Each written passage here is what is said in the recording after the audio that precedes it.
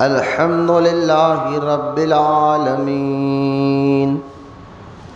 والصلاة والسلام علی سید المرسلین وعلى آلہ واصحابہ اجمعین اما بعد فأعوذ باللہ من الشیطان الرجیم بسم اللہ الرحمن الرحیم قل لا أسألكم عليه أجرا إلا المودة في القربى آمنت بالله صدق الله العلي العظيم وقال الله تعالى في شان حبيبه الكريم إن الله وملائكته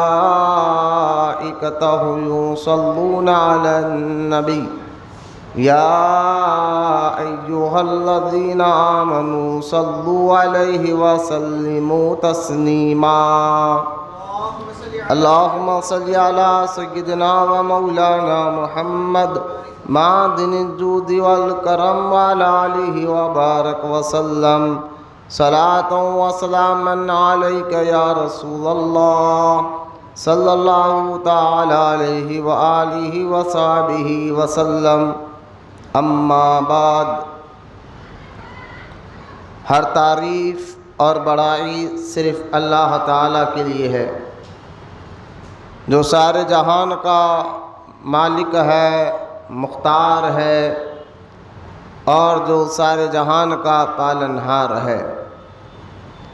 میں اس بات کی گواہی دیتا ہوں کہ اللہ تعالیٰ کے سوا کوئی عبادت کے لائق نہیں، وہ ایک ہے، اس کا کوئی ساتھی اور شریک نہیں۔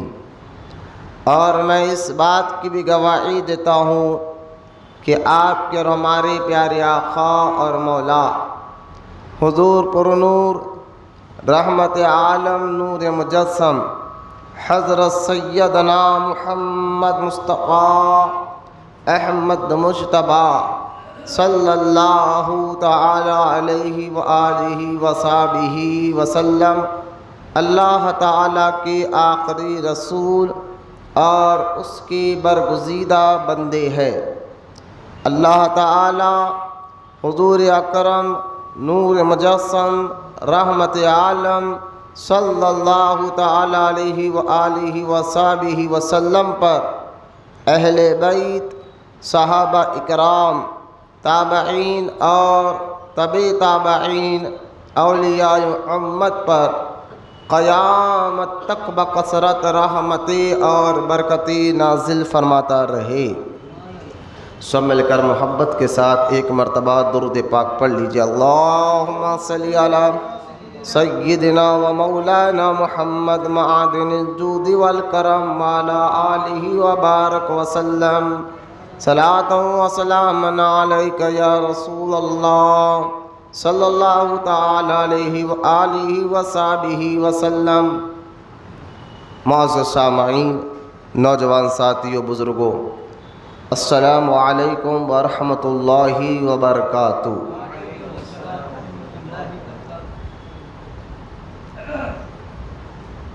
انشاءاللہ تعالی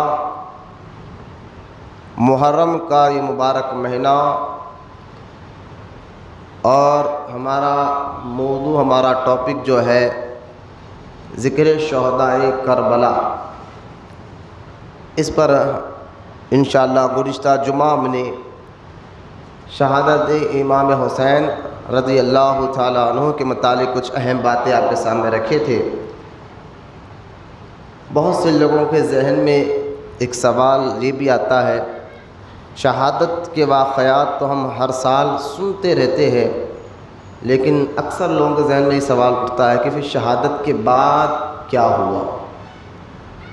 تو انشاءاللہ اسی کو مد نظر رکھتے ہوئے ہم آج کا ٹاپک، آج کا موضوع جو ہے شہادت کے بعد کربلا میں امام حسین رضی اللہ تعالیٰ عنہ اور ان کے رفقا اور ان کے گھر والوں کی شہادت کے بعد کیا ہوا، اس پر ہم آج بیان کریں گے۔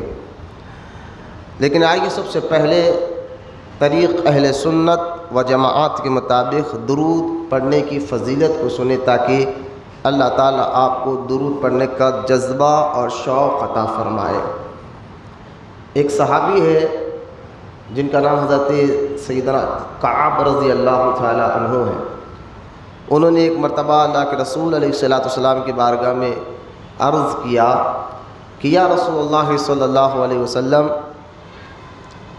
میں 8 پہر میں، یعنی اگر دن بھر میں اگر یہ 12 گھنٹے کا حساب لگا لے یا 24 گھنٹے کا حساب لگائے تو 4 گھنٹے کو ایک پہر کہتے ہیں۔ ایک پہر سے مراد 4 گھنٹے، دن بھر میں 4 گھنٹے۔ تو ایک صحابی نے کہا یا رسول اللہ علیہ الصلوۃ والسلام، میں دن بھر میں ایک پہر ایسا نکالتا ہوں، یعنی دن بھر میں 4 گھنٹے ایسے نکالتا ہوں، ان 4 گھنٹوں میں صرف میں آپ پر درود پڑھتے رہتا ہوں، کیا یہ میرے لیے کافی ہے؟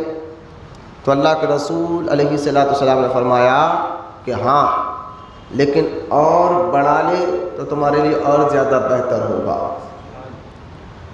پھر وہ صحابی رسول نے کہا حضور 2 پہر، یعنی دن بھر میں 8 گھنٹے آپ پر درود پڑھتا رہوں۔ تو سرکار علیہ الصلوۃ والسلام نے فرمایا یہ تمہارے لیے بہتر ہے، بڑھا لے تو اور زیادہ اچھا ہوگا۔ تو پھر انہوں نے عرض کیا یا رسول اللہ علیہ الصلوۃ والسلام، پھر ایسا ہے کہ جب بھی میں 8 پہر ہر وقت آپ پر درود پڑھتا رہوں گا۔ تو اللہ کے رسول علیہ الصلوۃ والسلام نے فرمایا کہ اگر تم ایسا کرو گے، یعنی نماز عبادت کے علاوہ جو وقت مل رہا ہے کام کے علاوہ، ہر وقت مجھ پر درود ہی پڑھتے رہو گے، تم اگر ایسا کرو گے تو یہ درود تمہارے غموں کو بھی دور کرے گا، تمہاری مصیبتوں کو بھی دور کرے گا، اور اس درود کی برکت سے اللہ تمہارے گناہوں کو بھی معاف فرمائے گا۔ لہٰذا اس حدیث پاک سے یہ بات معلوم ہوئی، علماء فرماتے ہیں کہ جو شخص درود پڑھتا رہے اور اتنا درود پڑھے کہ اس کو دعا کرنے کا وقت بھی نہ ملا، دعا کرنے کا ٹائم بھی نہیں ملا، لیکن وہ درود ہی پڑھتے رہ رہا ہے، تو اللہ تعالیٰ اس درود پاک کی برکت سے بغیر مانگے اس کی جو حاجتیں ہیں، اس کی جو جائز تمنائیں ہیں، اللہ درود پڑھنے کی برکت سے اس کے بغیر بولے اس کی دعاؤں کو قبول کرتے رہے گا، اس کی حاجتوں کو بھی پورا کرے گا۔ کیونکہ یہ درود پاک کی ایک خاصیت ہے کہ درود خود ایک دعا ہے، اور وہ بھی دعا ایسی دعا کہ ہم حضور کے لیے کر رہے ہیں۔ تو اللہ تعالیٰ حضور کے صدقے میں جو بندہ درود پڑھتے رہتا ہے اس کے غموں کو، اس کی مصیبتوں کو، مشکلوں کو ختم فرماتا ہے، یہاں تک کہ درود پاک پڑھنے سے اللہ اس کے کاروباروں میں ترقی بھی عطا فرماتا ہے۔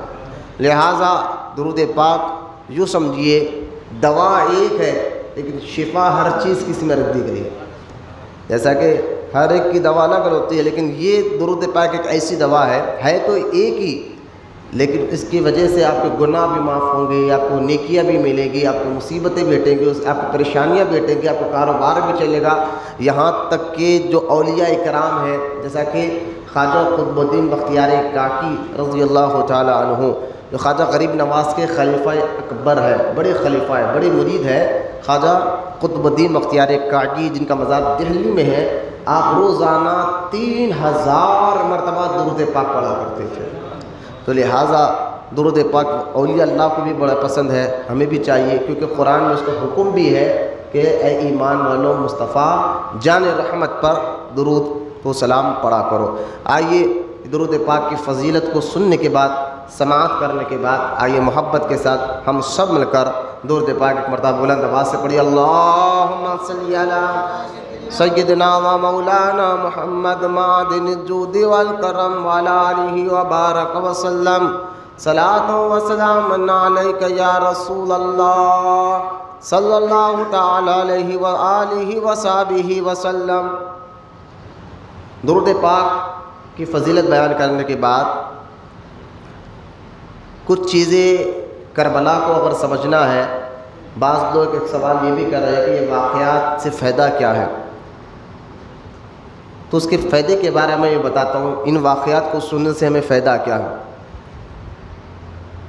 پہلے تو یہ ہے کہ حدیث مبارکہ میں حضور صلی اللہ علیہ وسلم نے فرمایا جہاں صالحین کا ذکر ہوتا ہے، اللہ کے نیک بندوں کا ذکر ہوتا ہے، وہاں اللہ کی رحمتوں کا نزول ہوتا ہے۔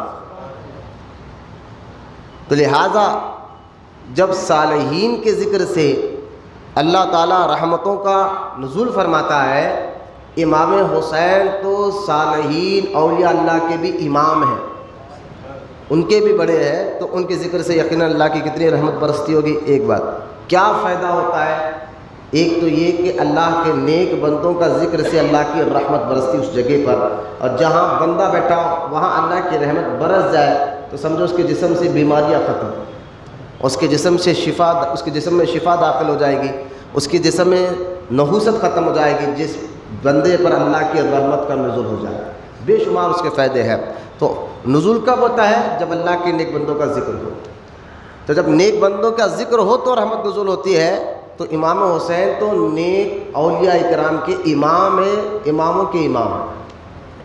ایک تو یہ، دوسرا یہ کہ امام حسین یعنی کربلا کے واقعات سے سچائی میں کتنا دم ہے یہ پتہ چلتا ہے، عدل میں، سچائی میں۔ آپ نے سنا عدل کیا ہے، یا عدل کہتے ہیں انصاف کو، سچائی کیا ہے، عدل کیا ہے، شجاعت کیا ہے، دین کیا ہے، شریعت کیا ہے، یہ ساری باتیں آپ سن رہے ہیں، لیکن پریکٹیکل طور پر اگر کوئی کر بتائے کہ عدل ایسا ہوتا ہے، انصاف ایسا ہوتا ہے، سچائی اس کو کہتے ہیں، اور جو ہے شریعت اس کو کہتے ہیں، دین اس کو کہتے ہیں، بولنے پر تو سمجھ میں نہیں آئے گا، لیکن اگر کوئی کر بتائے وہ کام تو وہ آسانی سے سمجھ میں آتا ہے۔ تو یہ ساری باتیں امام حسین رضی اللہ تعالیٰ عنہ کی زندگی میں ہمیں سمجھ میں آتی ہیں کہ سچائی پہ کیسا رہنا ہے، انصاف پہ کیسا رہنا ہے، دین سے کیسی محبت کرنا ہے، اللہ رسول سے کیسی محبت کرنا ہے، مصیبتیں کتنی بھی آ جائے، شکایت آپ دیکھیں، سارا کربلا کا واقعہ آپ نے سنا، کہیں پر بھی امام حسین رضی اللہ تعالیٰ عنہ نے اللہ کی بارگاہ میں شکایت نہیں کی، جبکہ وہ چاہتے اتنے بڑے امام ہیں، اور نہ اپنے گھر والوں کو شکایت کرنے کا حکم دیا۔ یہاں تک کہ امام حسین نے یہی وصیت کی کہ میرے جانے کے بعد اپنے گریبان کو نہیں پھاڑنا، بال نہیں کھولنا، اور چیخ و پکار نہیں کرنا، کیونکہ یہ ساری باتیں اللہ اور اس کے رسول کو پسند نہیں ہیں۔ تو حالات کچھ بھی ہو، مصیبتیں کیسے بھی آ جائے، پریشانی کیسے بھی آ جائے، امام حسین نے بتایا اللہ کی رضا پر راضی کیسے ہونا ہے، وہ امام حسین کی زندگی کو پڑھ لیں تو بتایا جاتا ہے۔ تو یہ ساری باتیں کربلا کے واقعات سے ہمیں ملتے ہیں، دین، شریعت، استقامت، انصاف، عدل، یہ ساری باتیں ہمیں ملتے ہیں۔ لہٰذا اس لیے ہم واقعات سناتے ہیں تاکہ آپ کا ایمان بھی مضبوط ہو، عقیدہ بھی مضبوط ہو، کیونکہ بندہ مصیبتوں میں ٹوٹ جاتا ہے، پریشانیوں میں ٹوٹ جاتا ہے۔ جب اس میں کوئی مصیبت آ جائے، پریشانی آ جائے، تکلیف میں ہو جائے تو وہ نمازوں کو بھول جاتا ہے، عبادت کو بھول جاتا ہے، طرح طرح کی باتیں اللہ کو بارگاہ میں کہنے لگ جاتا ہے۔ کہ لہٰذا ایسے موقع پر، مصیبتوں اور دکھ کے موقع پر اللہ کو راضی کیسے کرنا ہے، یہ امام حسین رضی اللہ تعالیٰ عنہ کی زندگی میں ہمیں موقع ملتا ہے۔ اس لیے فائدہ ہے کربلا کے واقعات سننے میں اور سمجھنے میں۔ اللہ ہم کو کہنے سننے سے زیادہ عمل کی توفیق بھی عطا فرمائے۔ لہٰذا یہ تمہید، تاکہ آپ کو سمجھ میں آ جائے کہ آنے والی میری بات میں کیا کہنا چاہتا ہوں، تو اس کو سمجھانے کے لیے میں آپ کا ذہن بنا رہا ہوں کہ یہ ساری باتیں بنیاد ہے، اس کو سمجھو گے تو آنے والی باتیں آپ کو سمجھ میں آ جائے گا۔ اب لہٰذا کربلا کے واقعات یعنی شہادت کے بعد کیا ہوا، اس کو سمجھنے سے پہلے کربلا میں شہید ہونے والے شہداء، ان کا مقام و مرتبہ میں نے گزشتہ جمعہ بھی بولا ہے، لیکن کچھ ہٹ کر باتیں آپ کے سامنے رکھنا چاہتا ہوں کہ کیا ان کا مقام و مرتبہ ہے۔ دیکھیے اس کو سمجھنا ہے تو دو چیزیں آپ اور سمجھیے، ایک ہے حقوق اللہ اور ایک ہے حقوق العباد۔ ایک ہے اللہ کے حقوق اور ایک ہے بندے کا بندے پر حقوق۔ اللہ کے حق کیا ہے؟ نماز، یہ اللہ کا حق ہے، بولیے محبت سے سبحان اللہ۔ روزہ یہ اللہ کا حق ہے، اگر آپ کو اللہ نے دولت دی تو زکوٰۃ نکالنا یہ حق ہے۔ حج آپ کو طاقت دی، اللہ نے دولت دی، صحت دی، تو آپ کو حج کرنا یہ اللہ کا حق ہے، اس کو کہتے ہیں اللہ کے حقوق۔ اور یوں کہے کہ حقوق اللہ، اچھے کام کرنا، اور ایک ہے حقوق العباد۔ ماں باپ ہو تو ماں باپ کو اولاد کا حق کیسے ادا کرنا ہے یہ جاننا ضروری ہے۔ ماں باپ کو کیا ہے، اولاد کا حق ادا کیسے کرنا ہے، کیا اس کی تربیت کرنا ہے، سارا، کیونکہ ہمارا اسلام جو ہمارا دین ہے اللہ تعالیٰ نے قرآن اور حدیث کے ذریعے اس کو مکمل کر دیا ہے کہ انسان زندگی کیسے گزارے۔ اللہ تعالیٰ نے قرآن حدیث کے ذریعے ایسے قانون اور ایسے ذریعے بتا دیے ہیں جن ذریعوں سے انسان اگر اس کو سمجھے نا تو قرآن حدیث کو سمجھے نا، مسلمان تو سمجھتا ہی ہے الحمدللہ، لیکن غیر مسلم ابھی مسلمان نہیں ہوا، انہوں نے قرآن کے قانون کو پڑھا، سمجھا اور سمجھ کر وہ مسلمان ہو گئے۔ جب ان سے پوچھا گیا آپ کے مسلمان ہونے کی وجہ کیا ہے تو انہوں نے کہا کہ دیکھو قرآن جو قانون بتاتا ہے، حدیث جو طریقہ بتاتی ہے، یہ انسانوں کے لیے بہت زیادہ فائدہ مند ہے۔ یہ غیر کہہ رہے ہیں، میں مسلمانوں کی بات نہیں کر رہا ہوں، غیروں کی بات کر رہا ہوں۔ انہوں نے کہا کہ قرآن حدیث جو ذریعہ بتا رہے ہیں، جو قانون بتا رہے ہیں، یہ واقعی ایسے قانون ہے جو انسانیت کے فائدے کے لیے۔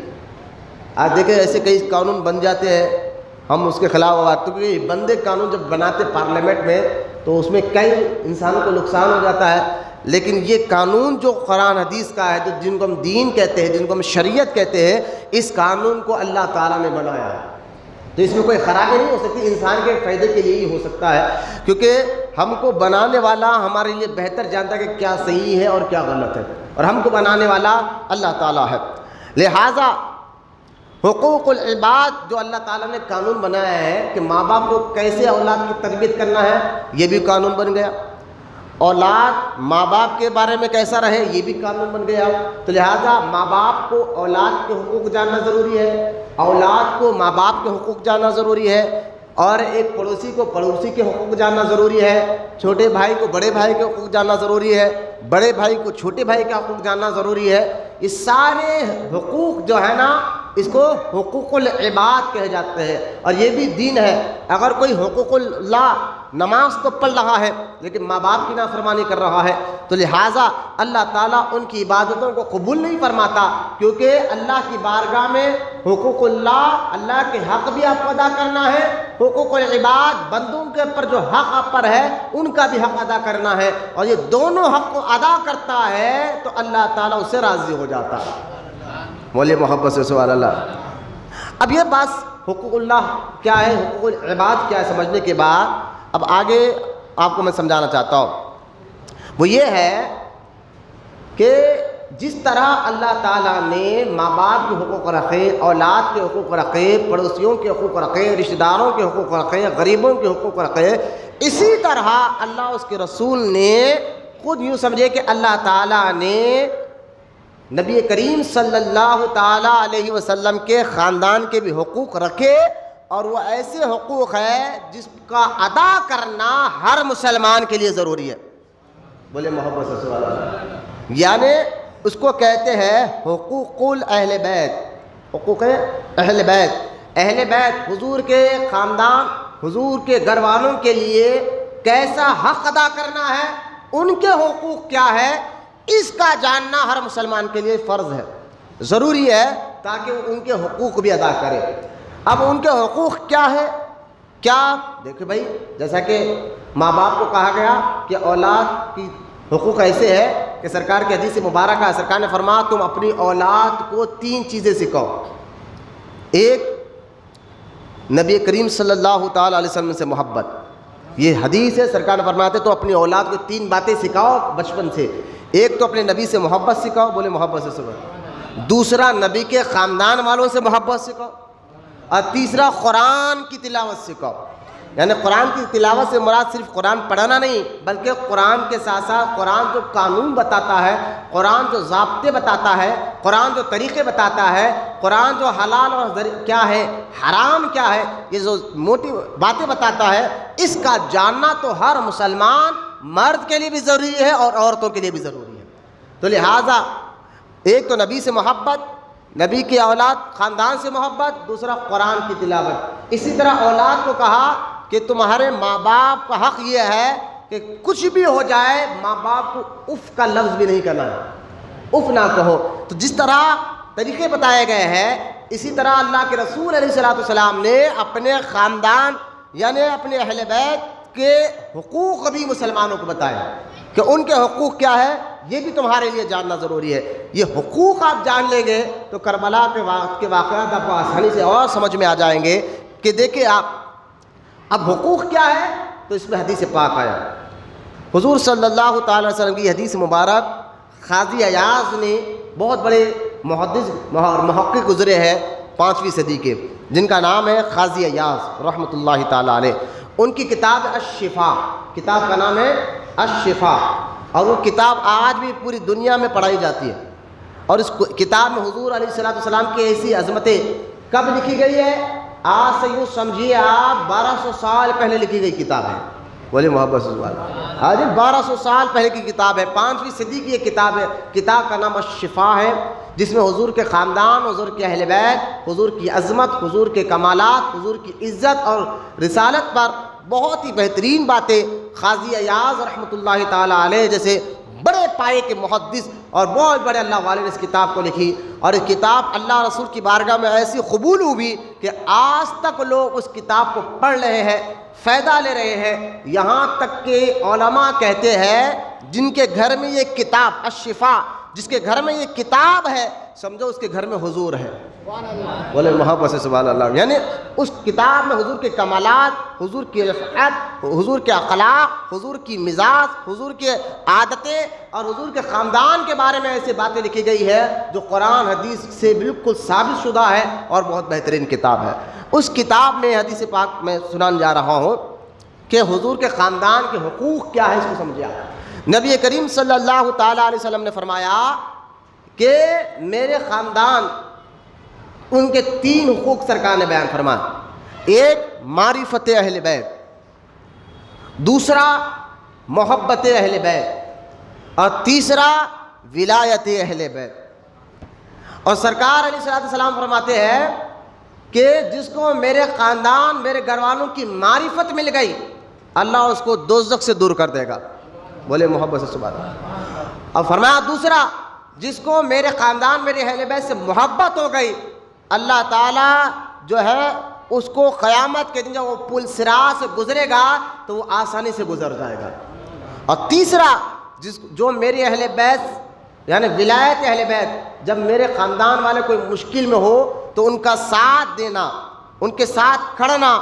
تو لہٰذا جو ان کی مشکل کے وقت، خاندان مصطفیٰ کے مشکل کے وقت ان کا ساتھ دے، ان کے ساتھ کھڑے رہے، ان کی مدد کرے، اس کو کہتے ہیں ولایت اہل بیت۔ تو اللہ کے رسول علیہ الصلوۃ والسلام فرماتے ہیں جو میرے خاندان کی مدد کرے، چاہے زبان سے چاہے ہاتھ سے، مشکل کے وقت ان کے ساتھ کھڑے رہے، تو اللہ تعالیٰ اس کو پر کبھی عذاب نازل نہیں کرے گا۔ یہ 3 چیزیں، معرفت اہل بیت، محبت اہل بیت اور ولایت اہل بیت۔ معرفت کیا ہے؟ معرفت کہتے ہیں پہچان کو، پہچان کو۔ اب جب بندہ کسی کو پہچانتا ہے اچھی طریقے سے کہ یہ بندہ فلاں آدمی ہے، بھائی بڑا نیک ہے، پہلے پہچانتا ہے۔ جب پہچان اس کو مل جائے، اب جب اس کو معلوم ہو جاتا ہے، اچھی طرح اس کو وہ پہچان لیتا ہے کہ یہ فلاں بندہ نیک ہے، عبادت گزار ہے، تقوی والا ہے، پرہیزگاری والا ہے، فلاں اس کے اندر اچھی عادتیں ہیں، یہ کبھی کسی کو دھوکہ نہیں دیتا۔ جب اس کے بارے میں آپ اچھا چھان بین کر آپ اس کو بارے میں معلوم کر لیتے ہیں، اس کی معرفت حاصل کر لیتے ہیں، جب آپ کو معلوم ہو جاتا ہے کہ یہ فلاں اس کے اندر خوبیاں ہیں، تو اب اس کے بعد کیا ہوتا ہے؟ آپ خود بخود اس سے محبت کرنے لگ جاتے ہیں۔ تو لہٰذا جب تک پہچان نہ ہو محبت آپ نہیں کر سکتے۔ پہچاننے کے بعد محبت آتی ہے، پہچاننے سے پہلے نہیں۔ پہلے پہچانا جاتا ہے، محبت بعد میں ہوتی ہے۔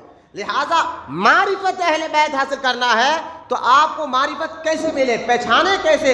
حضور کے خاندان کو پہچاننا کہ ذریعہ کیا ہے، حضور کے خاندان کو سمجھنے کا ذریعہ کیا ہے۔ ارے بھائی ایک بندہ بندے کو سمجھتا ہے تو پہلے اس گھر والوں سے پوچھتا ہے کہ بھئی یہ فلاں آدمی کیسا ہے، اس کے دوستوں سے پوچھتا ہے یہ فلاں آدمی کیسا ہے، اس کے رشتہ داروں سے پوچھتا ہے یہ فلاں آدمی کیسا ہے، اس کے پڑوسیوں سے پوچھتا ہے یہ آدمی کی عادتیں کیسی ہے، تو پڑوسی بتاتے ہیں اس کی عادتیں کیسے ہیں، رشتہ دار بتاتے ہیں اس کی عادتیں کیسے ہیں، خاندان والے بتاتے ہیں اس کی عادتیں کیسی ہے، اس کے دوست بتاتے ہیں اس کی مزاج کیسی ہے۔ لہٰذا اگر کسی کو پہچان پہچاننا ہے تو ذریعہ کیا بنتا ہے؟ گھر والے بنتے ہیں، رشتہ دار بنتے ہیں، پڑوسی بنتے ہیں، ان کے ذریعے سے آپ ان کی پہچان کر لیتے ہیں۔ لیکن یہ حضور کا خاندان ہے اور اس کا پہچاننے کا ذریعہ کیا ہے؟ تو اس کے پہچاننے کا سب سے پہلا ذریعہ قرآن ہے۔ بیٹا سیدھا بیٹھو، ہاتھ لے کر کے ٹیکا لے کے کمر میں درد ہے کیا آپ کے؟ تو درد ہے تو ٹیکا لے کر بیٹھو، ورنہ گناہ ہے، مت بیٹھا کرو ایسا۔ اب غور کرے، کیونکہ ایسا ہاتھ لگا کر بیٹھنا یہ سرکار نے منع فرمایا۔ کیوں منع فرمایا؟ فرماتے سرکار ایسا ہاتھ لگا کر بیٹھنا تکبر کرنے والوں کی پہچان ہے، جس کے اندر اکڑ ہو سینے میں، میں یہ میں نہیں، یہ اللہ کا گھر ہے، یا دل بھی جھکنا ہے، سر بھی جھکنا ہے۔ اور نماز کے انتظار میں آپ بیٹھ رہے ہیں، یہ بیٹھنا بھی عبادت ہے، نیکی آپ کو مل رہے ہیں۔ یار روڈیوں کے ساتھ بیٹھ جاتے ہیں گھنٹوں گھنٹوں، پہلوانوں کے ساتھ بیٹھ جاتے ہیں، سود خوروں کے ساتھ ہوٹلوں میں وقت گزار رہے ہیں 4-4 5-5 گھنٹے، تو اللہ کے گھر میں اگر وقت نہیں گزارے، یہاں سامنے بیٹھ کر جو نا ایسا بیٹھ رہے جیسا کانٹوں پر بیٹھے ہوئے ہے، ایسا نہیں۔ یہ اللہ کا گھر ہے، یہاں ادب آپ کو بھی کرنا ہے، مجھے بھی کرنا ہے۔ جتنا آپ ادب کرو گے انشاءاللہ اتنا آپ کی عبادتوں میں آپ کو مزہ ملے گا، آپ کے چہرے پہ نور آئے گا، اللہ آپ کے کاروباروں میں برکتیں داخل فرمائے گا۔ تو لہٰذا با ادب با نصیب، بے ادب بد نصیب۔ اب جو ادب کرے گا اللہ کے گھر کا، اس کو عزت ملے گی، اس کو شہرت ملے گی، لیکن ہمارا ادب ہم کریں گے انشاءاللہ، مسلمان ہیں، ہمیں کرنا بھی چاہیے۔ لہٰذا میں آپ کو سمجھانا یہ چاہ رہا ہوں، حضور کے خاندان کو پہچاننے کا ذریعہ قرآن ہے۔ بولیے محبت سے سبحان اللہ۔ کہ اور قرآن کیا ہے؟ اللہ قرآن میں فرماتا ہے ذالک الکتاب لا ریب فیہ، یہ وہ کتاب ہے جس میں کسی کو شک نہیں ہے، اللہ کا کلام ہے، یہ وہ کتاب ہے جس میں کسی کو شک نہیں ہے۔ تو جہاں حضور کے خاندان کو پہچاننا ہے تو قرآن ذریعہ بن رہا ہے۔ قرآن اللہ کا کلام ہے جس میں جھوٹ نہیں، جس میں دھوکہ نہیں، جس میں شک شبہ نہیں، جو ہر آیت بے مثال ہے۔ اس قرآن میں اللہ پاک فرماتا ہے حضور کے گھر والوں کی عظمت کیا ہے، تو اللہ فرماتا ہے قُلْ لَا أَسْأَلُكُمْ عَلَيْهِ أَجْرًا إِلَّا الْمَوَدَّةَ فِي الْقُرْبَىٰ، اے محبوب کہہ دیجئے کہ میں اپنے غلاموں کو کہ وہ آپ کے خاندان سے محبت کرے۔ قرآن جن کے بارے میں کہہ رہا ہے کہ ان سے محبت کرو، اہل بیت سے محبت کرو، نبی کے گھر والوں سے محبت کرو، قرآن میں اللہ کہہ رہا ہے۔ پھر ایک آیت میں اللہ فرماتا ہے تطہیر میں، اے محبوب میں چاہتا یہ ہوں کہ تیرے گھر والوں کو خوب پاک اور ستھرا کر دو۔ بولے محبت سے سبحان اللہ، یہ پاک اور ستھرا کر دو۔ لہٰذا یہ ان کی پہچان رہنا ہے کہ اللہ جن کو پاک اور ستھرا کر دے، اللہ جن کے بارے میں کہے کہ ان سے محبت کرو۔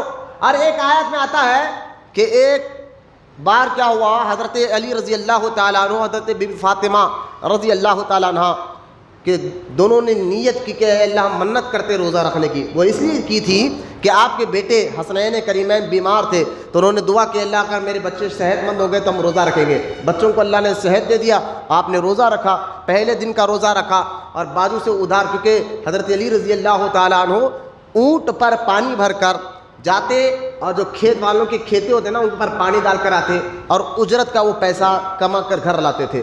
کبھی وہ کام ملتا تھا، کبھی نہیں ملتا تھا، فاقے اللہ کے ہر حال میں وہ اللہ کو راضی کرنے والے تھے، حالات کچھ بھی ہو۔ لہٰذا تو پہلے دن کا روزہ رکھا، اور بڑی مشکل کام تو ملا نہیں حضرت علی کو۔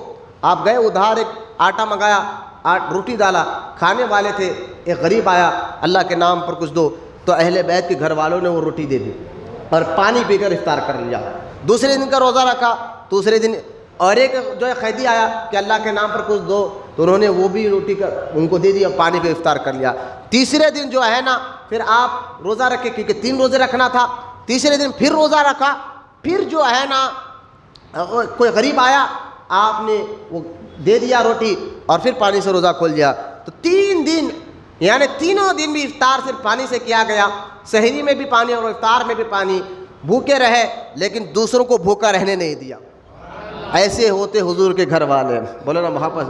اب یہ 3 دن گزرے نا تو لوگ کہنے لگے واہ ان کے اخلاق کیا ہے، ان کے عادتیں کیسی ہے، تو اللہ فرماتا ہے قرآن میں آیت اتر گئی۔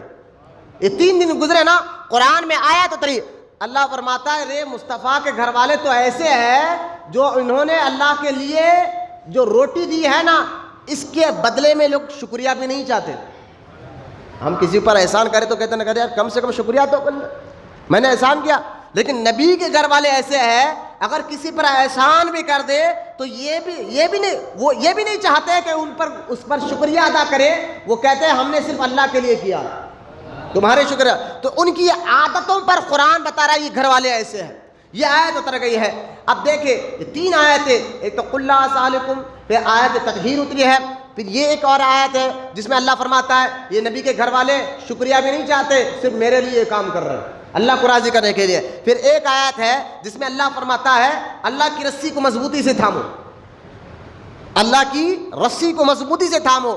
تو اس بارے میں امام جعفر صادق رضی اللہ تعالیٰ عنہ فرماتے ہیں وہ اللہ کی رسی جو اللہ قرآن میں کہہ رہا ہے اللہ کی رسی کو مضبوطی سے تھامو, امام جعفر صادق فرماتے ہیں اللہ کی رسی سے مراد حضور کے گھر والے ہیں. بولو نا محبت سے سبحان اللہ. جو ان کے دامن کو مضبوطی سے تھام لیتا ہے اس کو اللہ راضی ہو جاتا ہے, اس سے اللہ راضی ہو جاتا ہے. یہ آیت. پھر ایک اور آیت ہے قرآن پاک میں جس میں اللہ فرمایا سلام علی الیاسین, سلام علی الیاس پر. تو امام جعفر صادق فرماتا ہے کہ جو اللہ جو کہہ رہا ہے نا سلام علی الیاسین, اس سے مراد بھی نبی کے گھر والے ہیں. یہ ہے معرفت اہل بیت. یہ کیا ہے؟ معرفت اہل بیت, جس کو پہلا حق پہچانو کون ہے. اس لیے صحابہ کرام نے اس کو اچھی طرح سمجھ گیا تھا. صحابہ تو وہی ہیں جن کے ذریعے سے دین نکلا, جن کے ذریعے سے دین ہمیں سمجھ میں آ رہا ہے. تو لہٰذا میں ابو بکر کے کئی واقعہ سناؤں. حضرت ابو بکر صدیق رضی اللہ تعالیٰ عنہ کے گھر ایک بار حضرت علی رضی اللہ تعالیٰ عنہ, بی بی فاطمہ زہرا رضی اللہ تعالیٰ عنہ, دونوں کسی کام کے سلسلے میں آئے. حضرت ابو بکر صدیق نے ایسا ادب کیا, ایسی تعظیم کی, ایسا محبت سے پیش آئے. حضرت علی شرمانے لگے تو ابو بکر صدیق کہتے ہیں کہ علی شرماؤ نہیں, آپ کا مقام و مرتبہ ہم جانتے ہیں, آپ کا معرفت اہل بیت, آپ کی معرفت ہم جانتے ہیں. اور ابو بکر صدیق کہتے ہیں اے علی سنو, میں تو وہ ہوں, میں اپنے بیٹوں سے زیادہ اور اپنے خاندان سے زیادہ حضور کے بچے اور حضور کے خاندان سے محبت کرتا ہوں. اپنے اولاد سے زیادہ آپ حضور کی اولاد سے, اپنے خاندان سے زیادہ حضور کے خاندان سے محبت کرتا ہوں. جس کو نبی کے خاندان کی معرفت اور پہچان مل گئی انہوں نے تو ایسا کر کر بتایا, ادب ایسا کر کر بتایا, تعظیم ایسا کر کر بتایا. یہاں تک کہ سیر النبالہ کتاب ہے علامہ ذہبی کی, وہ کتاب میں لکھا ہوا ہے حسین ابن علی ترجمے میں کہ ایک بار امام حسین رضی اللہ تعالیٰ عنہ نماز جنازہ پڑھانے کے لیے آئے اور جنازہ پڑھا کر نکلنا تھا. حضرت حسین رضی اللہ تعالیٰ عنہ چپل پہن رہے ہیں تو ایک بوڑھے دوڑتے ہوئے آئے اور حضرت امام حسین کے چپل کو اٹھایا اور اپنے شملے سے سر کے امامے سے پوچھنا شروع کیا اور پوچھ کر پہنانا شروع کر دیا. جب پوچھا پہنایا حضرت امام حسین نے کہا کہ بیٹا آپ ہو کون جو اتنی محبت سے اتنی عقیدت سے ہمیں نالین پہنا رہے ہیں. امام حسین نے ہاتھ لگایا, چہرہ دیکھا, وہ کوئی اور نہیں حضور کے صحابی حضرت سیدنا ابو ہریرہ رضی اللہ تعالیٰ عنہ تھے. آپ اندازہ کریں کہ اہل بیت سے محبت معرفت اہل, ارے پہچان جب ہو جاتی ہے کہ یہ بندے کا مقام کیا ہے پھر محبت خود بخود آ جاتی ہے. پہچانو تو صحیح پہلے ہے کون. قرآن جن کی پاکی بیان کر رہا ہے وہ نبی کی اہل بیت ہے. قرآن جن سے محبت کرنے کا حکم دے رہا ہے وہ نبی کی اہل بیت ہے. قرآن یہ کہتا ہے یہ جو کرتے ہیں اللہ کی رضا کے لیے کرتے ہیں وہ نبی کی اہل بیت ہے. قرآن تو یہ کہتا ہے میری رسی کی مضبوطی سے تھامو, اور امام جعفر صادق کہتے ہیں اللہ کی رسی حضور کے خاندان والے ہیں وہ اہل بیت ہے. قرآن جن کے بارے میں ایک نہیں کئی آیتوں بتا رہا ہے, ایک نہیں کئی آیتوں میں بتا رہا ہے. اندازہ کریں اس کو کہتے ہیں معرفت اہل بیت. بولے محبت سے سبحان اللہ, معرفت اہل بیت. اس لیے فرماتے ہیں حضور علیہ الصلوۃ والسلام میری محبت اس کے دل میں آئے گی جس کے دل میں میرے خاندان والوں کی محبت ہو. میری محبت اس کے ہی دل میں آئے گی جس کے دل میں میرے خاندان والوں کی محبت ہو, اور جس کے دل میں میرے خاندان والوں کی محبت ہو اس کے دل میں میری محبت آئے گی, اور جس کے دل میں میری محبت آ گئی اس کے دل میں رب تعالیٰ کی بھی محبت آ جائے گی. تو لہٰذا سرکار کی جو جامعہ ترمذی میں جو حدیث مبارکہ ہے سرکار نے فرمایا کہ میری محبت کا ذریعہ میری اہل بیت ہے, میری محبت کا ذریعہ میرے خاندان والے ہیں, اور اللہ کی محبت کا ذریعہ میں ہوں, اللہ کی محبت کا ذریعہ میں ہوں. تو لہٰذا یہ حدیثیں بتا رہی ہے, قرآن کی آیتیں بتا رہی ہے, ابو بکر صدیق کا عمل بتا رہا ہے, حضرت ابو ہریرہ رضی اللہ تعالیٰ عنہ کا عمل بتا رہا ہے. یہاں تک کہ حضرت عمر ابن خطاب رضی اللہ تعالیٰ عنہ کے بارے میں آتا ہے کہ آپ نے فوج کے وظیفے مقرر کیے کہ کون سی فوج کو کیا وظیفے دینا ہے. تو لہٰذا آپ نے جب فوج کے وظیفے مقرر کیے نا، ذرا غور سے سننا میری بات کو، حضرت فاروق اعظم ہی کے دور میں فوج کے وظیفے ملا کرتے تھے. آپ نے فوجوں کے بارے میں کہا تو کیسا کرے، تو حضور کے ساتھ جنگ بدر جو اسلام کی سب سے پہلی جنگ ہوئی، اس جنگ میں جو صحابہ تھے وہاں سے حضرت عمر نے شروع کیا کہ اس جنگ میں جو صحابہ تھے ان کو 1,000 سالانہ درہم ملے گا، 1,000 ملے گا. لیکن جب جنگ بدر کا واقعہ ہوا تھا، امام حسن امام حسین پیدا نہیں ہوئے تھے. ذرا سننا میری بات غور سے، پیدا نہیں ہوئے تھے. حضرت عمر کے بیٹے عبداللہ بن عمر پیدا ہو گئے تھے، لیکن تھے 13 یا 14 سال کے. وہ بھی حضور سے کہتے حضور میں آپ کے ساتھ چلتا ہوں. سرکار نے فرمایا نہیں ابھی تم چھوٹے بچے ہو، واپس جاؤ، بعد میں آنا. لہٰذا وہ جانے کو عمر کے بیٹے اور امام حسن امام حسین پیدا نہیں ہوئے تھے.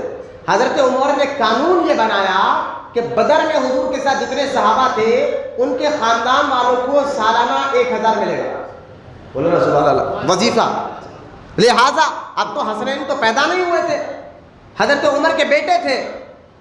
جب بیٹے تھے اس جنگ میں جانے کی کوشش بھی کی تو آپ نے اپنے بیٹے کو کہا کہ لوگوں نے کہا حضور اب لہٰذا آپ کے بیٹے تو تھے، ان کے بارے میں کیا کہوں کہ 500 دو، 500 درہم لے کے آ گا. حضور حضرت علی کہاں، حضرت علی تو تھے، ان کو 1,000 رکھو. حضور امام حسن اور امام حسین، بولو نا حسن اور حسین کے بارے میں آپ کی رائے کیا ہے؟ فرما ان کے لیے بھی 1,000 لکھو. بولو نا سبحان اللہ. اب رولز تو یہ تھا کہ جو اس جنگ میں تھے انہی کو دیا جائے. لہذا حضرت عمر کے بیٹے آگے آئے، کہا باپ سے ایک بات پوچھنا ہے. بولے کیا؟ کہ دیکھیں حسن تو ابھی پیدا ہوئے نہیں تھے، حسین بھی پیدا نہیں ہوئے تھے. میں تھا اور حضور کے ساتھ جانا چاہتا تھا اس جنگ میں بدر میں، لیکن سرکار نے مجھے کہا کہ تم چھوٹے ہو بعد میں آنا. لیکن اس کے علاوہ ہر جنگ میں حضور کے ساتھ رہا. احد میں حضور کے ساتھ رہا، خندق میں حضور کے ساتھ رہا، تبوک میں حضور کے ساتھ رہا، ہر جنگ میں حضور کے ساتھ رہا. مجھے 500 اور حسن اور حسین کو 1,000، جبکہ اس جنگ میں تھے بھی نہیں، ابھی وہ چھوٹے بچے یا پیدا بھی نہیں ہوئے تھے، ان کو 1,000. اس کی وجہ کیا ہے؟ حضرت عمر رضی اللہ تعالیٰ عنہ معرفت اہل بیت، یعنی صحابہ بتاتے پہچانو یہ کیسا خاندان ہے، یہ کیسے لوگ ہیں. حضرت عمر رضی اللہ تعالیٰ عنہ فوراً اس سوال کا جلال میں آ جاتے ہیں اور جلال میں آ کر کہتے ہیں سننا اے عبداللہ، اپنے بیٹے کو کہہ رہے ہیں اے عبداللہ سن، جیسا حسنین کے ابا علی ہے ایسا تیرا باپ نہیں ہے. جبکہ حضرت علی سے افضل خود حضرت عمر ہے، حضرت علی سے بڑے رتبے میں عمر ہے، لیکن پھر بھی عشق دیکھے، محبت دیکھے، خاندان مصطفیٰ کا ادب دیکھے، تعظیم دیکھے. حضرت عمر کہتے ہیں اپنے بیٹے سے کہ تیرا باپ ان کے باپ کی طرح نہیں، تیری ماں ان کے ماں کی طرح نہیں، اور تیرا نانا ان کے نانا کی طرح نہیں ہے. بولے محبت سے سبحان اللہ. اس کو کہتے ہیں معرفت اہل بیت. میں آپ کو پہلا حدیث پاک کا سرکار نے کیا فرمایا، جس نے میرے خاندان کی معرفت جس کو مل جائے، جو یہ پہچان لے یہ کون ہے، اللہ اس کو دوزخ سے آزاد کر دے گا. معرفت اہل بیت، سمجھو کہ ہے کون یہ. تو صحابہ اکرام کی زندگیوں سے مل رہا ہے، قرآن ان کے بارے میں بتا رہا ہے، حدیث ان کے بارے میں بتا رہا ہے، صحابہ اکرام ان کے بارے میں بتا رہا ہے. اور آگے دوسرا لفظ ہے، سرکار نے فرمایا محبت اہل بیت. جب معلوم ہوگا یہ ایسی شان والے ہیں تو محبت کرو. اور محبت کیا ہے؟ ایک صحابی نے پوچھا یا رسول اللہ علیہ السلام، اللہ قرآن میں جو یہ کہہ رہا ہے الا المودۃ فی القربى، آپ کے گھر والوں سے محبت کرو، تو آپ کے گھر والے ہیں کون؟ گھر والے مراد ذرا یہ بھی سننا، شیعہ کہتے ہیں گھر والے صرف امام علی، فاطمہ، حسن، حسین ہے، باقی اور کوئی نہیں ہے. یہ ان کا کہنا ہے. لیکن اہل سنت و جماعت کے تمام علماء کہتے ہیں نبی کے گھر والوں میں حضرت عباس حضور کے چاچا اور ان کی اولاد میں نبی کے گھر والے، بولتے رہیے سبحان اللہ. اور حضرت علی کے بڑے بھائی امام جعفر طیار، وہ اور ان کی اولاد میں نبی کے گھر والے. اور حضرت سیدنا عقیل، یہ بھی حضرت علی کے بھائی ہے، لہذا وہ اور ان کی اولاد میں نبی کے گھر والے. اور حضرت علی ہے تو ہی گھر والے، لہذا حسنین کریمین یہ حضرت علی کی اولاد ہے، یہ بھی نبی کے گھر والے ہیں. اور حضور کی مقدس بیویاں یہ بھی نبی کے گھر والے ہیں.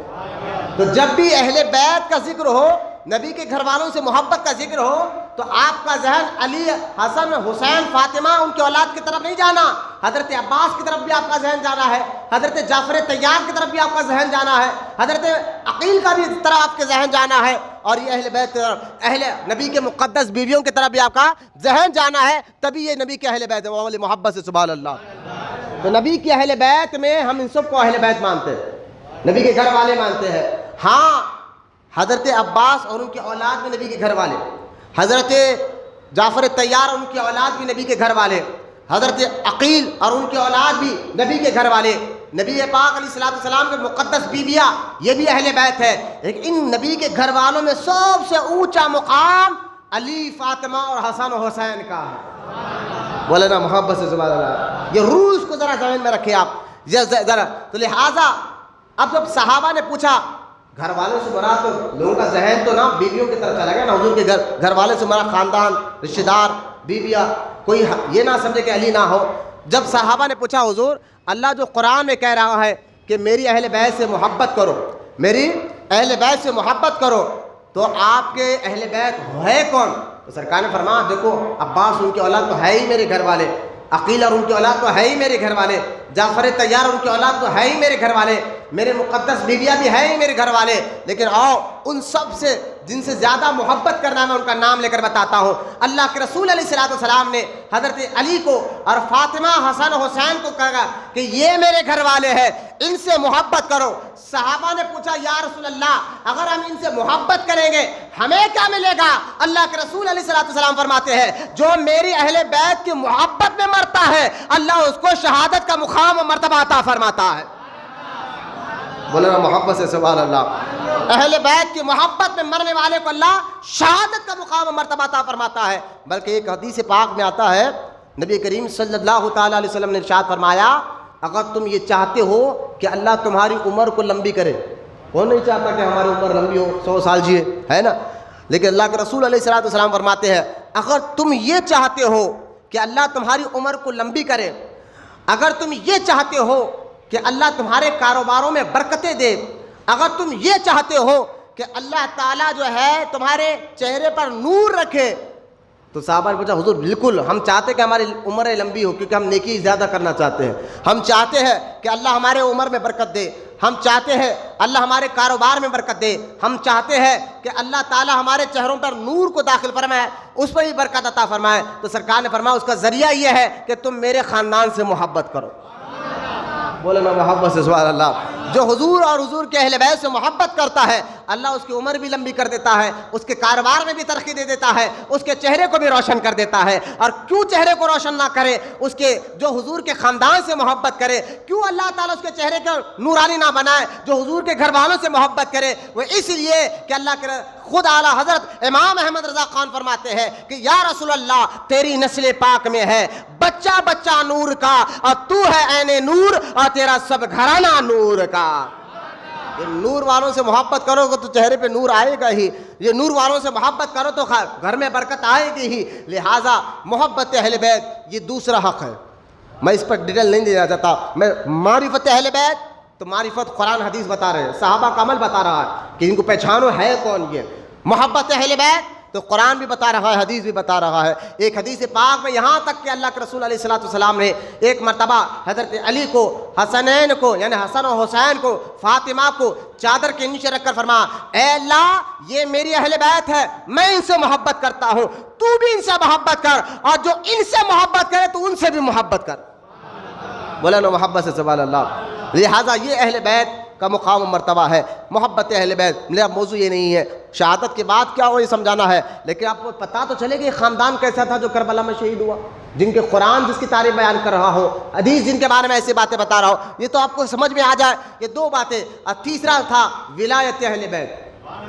بولنا محبت سے سبحان اللہ. ولایت اہل بیت, سرکار فرماتے ہیں میرے خاندان والے اگر کوئی مشکل میں ہو جائے نا تم ان کا ساتھ دو, تم ان کا ساتھ دو.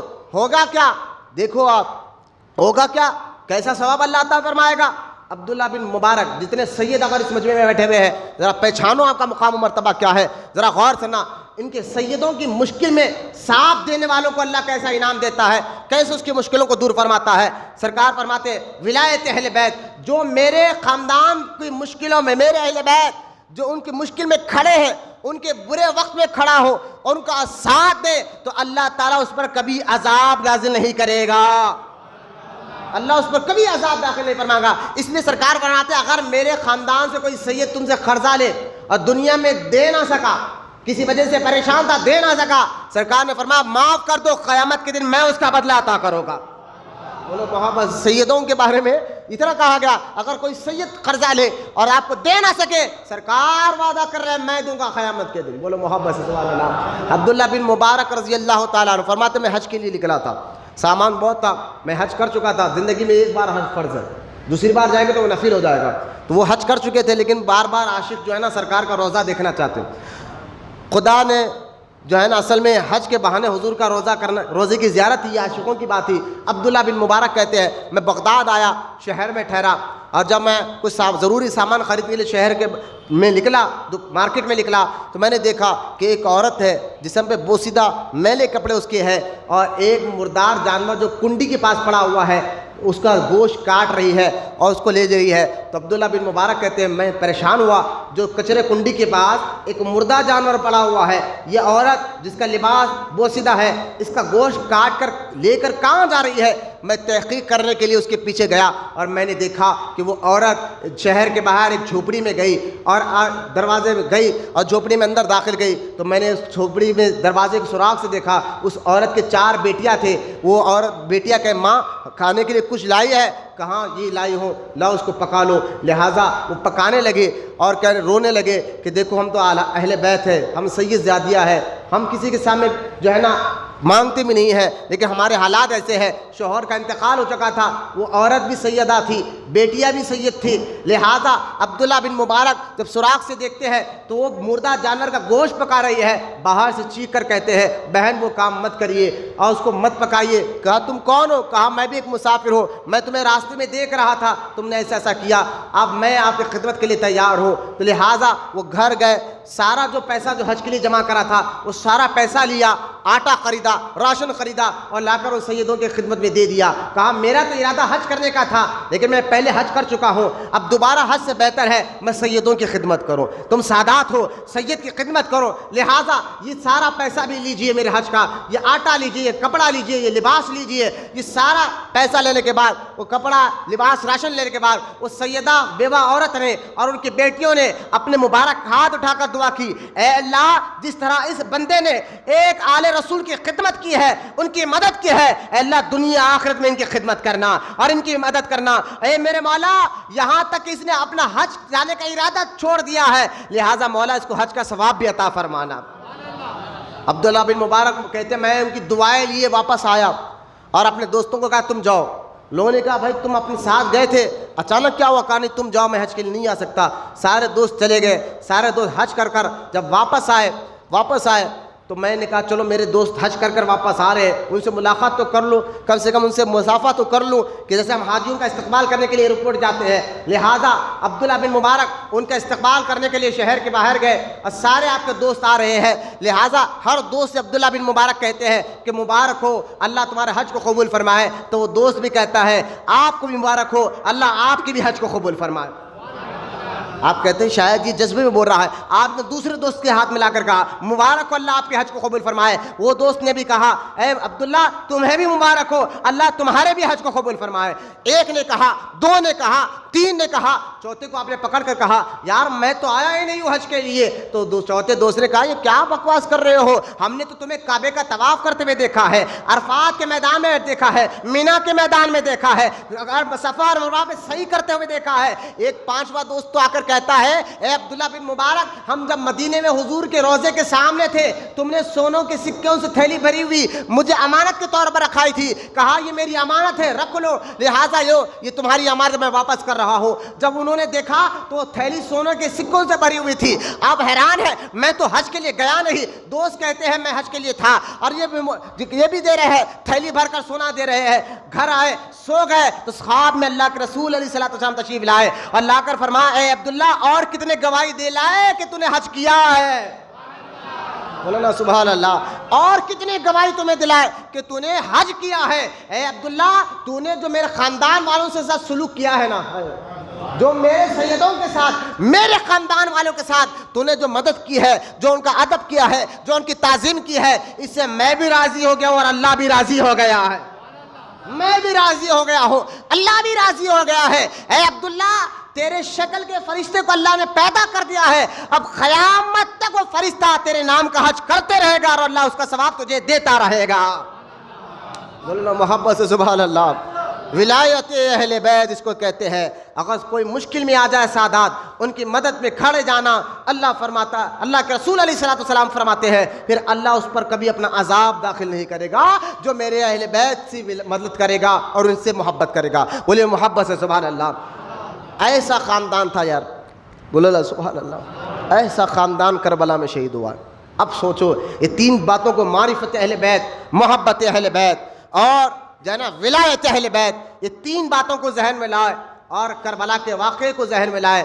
اب ایک سوال یہاں ایک اور اٹھتا ہے، وہ یہ کہ امام حسین رضی اللہ تعالیٰ عنہ، جبکہ ایک سوال کرتے ہیں لوگ کہ آپ جب مکہ میں تھے، حج کا موسم تھا، لیکن آپ حج نہیں کر کر آپ کوفہ کی طرف گئے، کربلا کی طرف گئے۔ لوگ تانا دینے کے لیے کہتے ہیں کہ یہ کیا ہوا، حج کر لینا تھا، بعد میں جانا تھا۔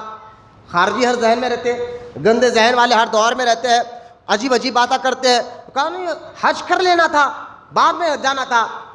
سب سے پہلی بات تو یہ ہے، امام حسین رضی اللہ تعالیٰ عنہ نے زندگی میں 25 مرتبہ پیدل چل کر حج کیا تھا۔ کتنے حج کیے امام حسین نے؟ اور یہی معاملہ امام حسن کا بھی ہے، امام حسن نے بھی 25 مرتبہ حج کیا تھا۔ اور حج تو زندگی میں ایک بار فرض ہے، زندگی میں ایک بار فرض ہے۔ امام حسین تو 25 مرتبہ حج کر چکے تھے۔ وہی مدینے سے مکہ پیدل آیا کرتے تھے ہر سال حج کرنے کے لیے، مدینے سے مکہ پیدل آیا کرتے تھے ہر سال، امام حسن بھی اور امام حسین بھی رضی اللہ تعالیٰ عنہ اجمعین۔ تو لہٰذا ان پر حج تو فرض تھا ہی نہیں۔ اب یہ اس لیے امام حسین گئے۔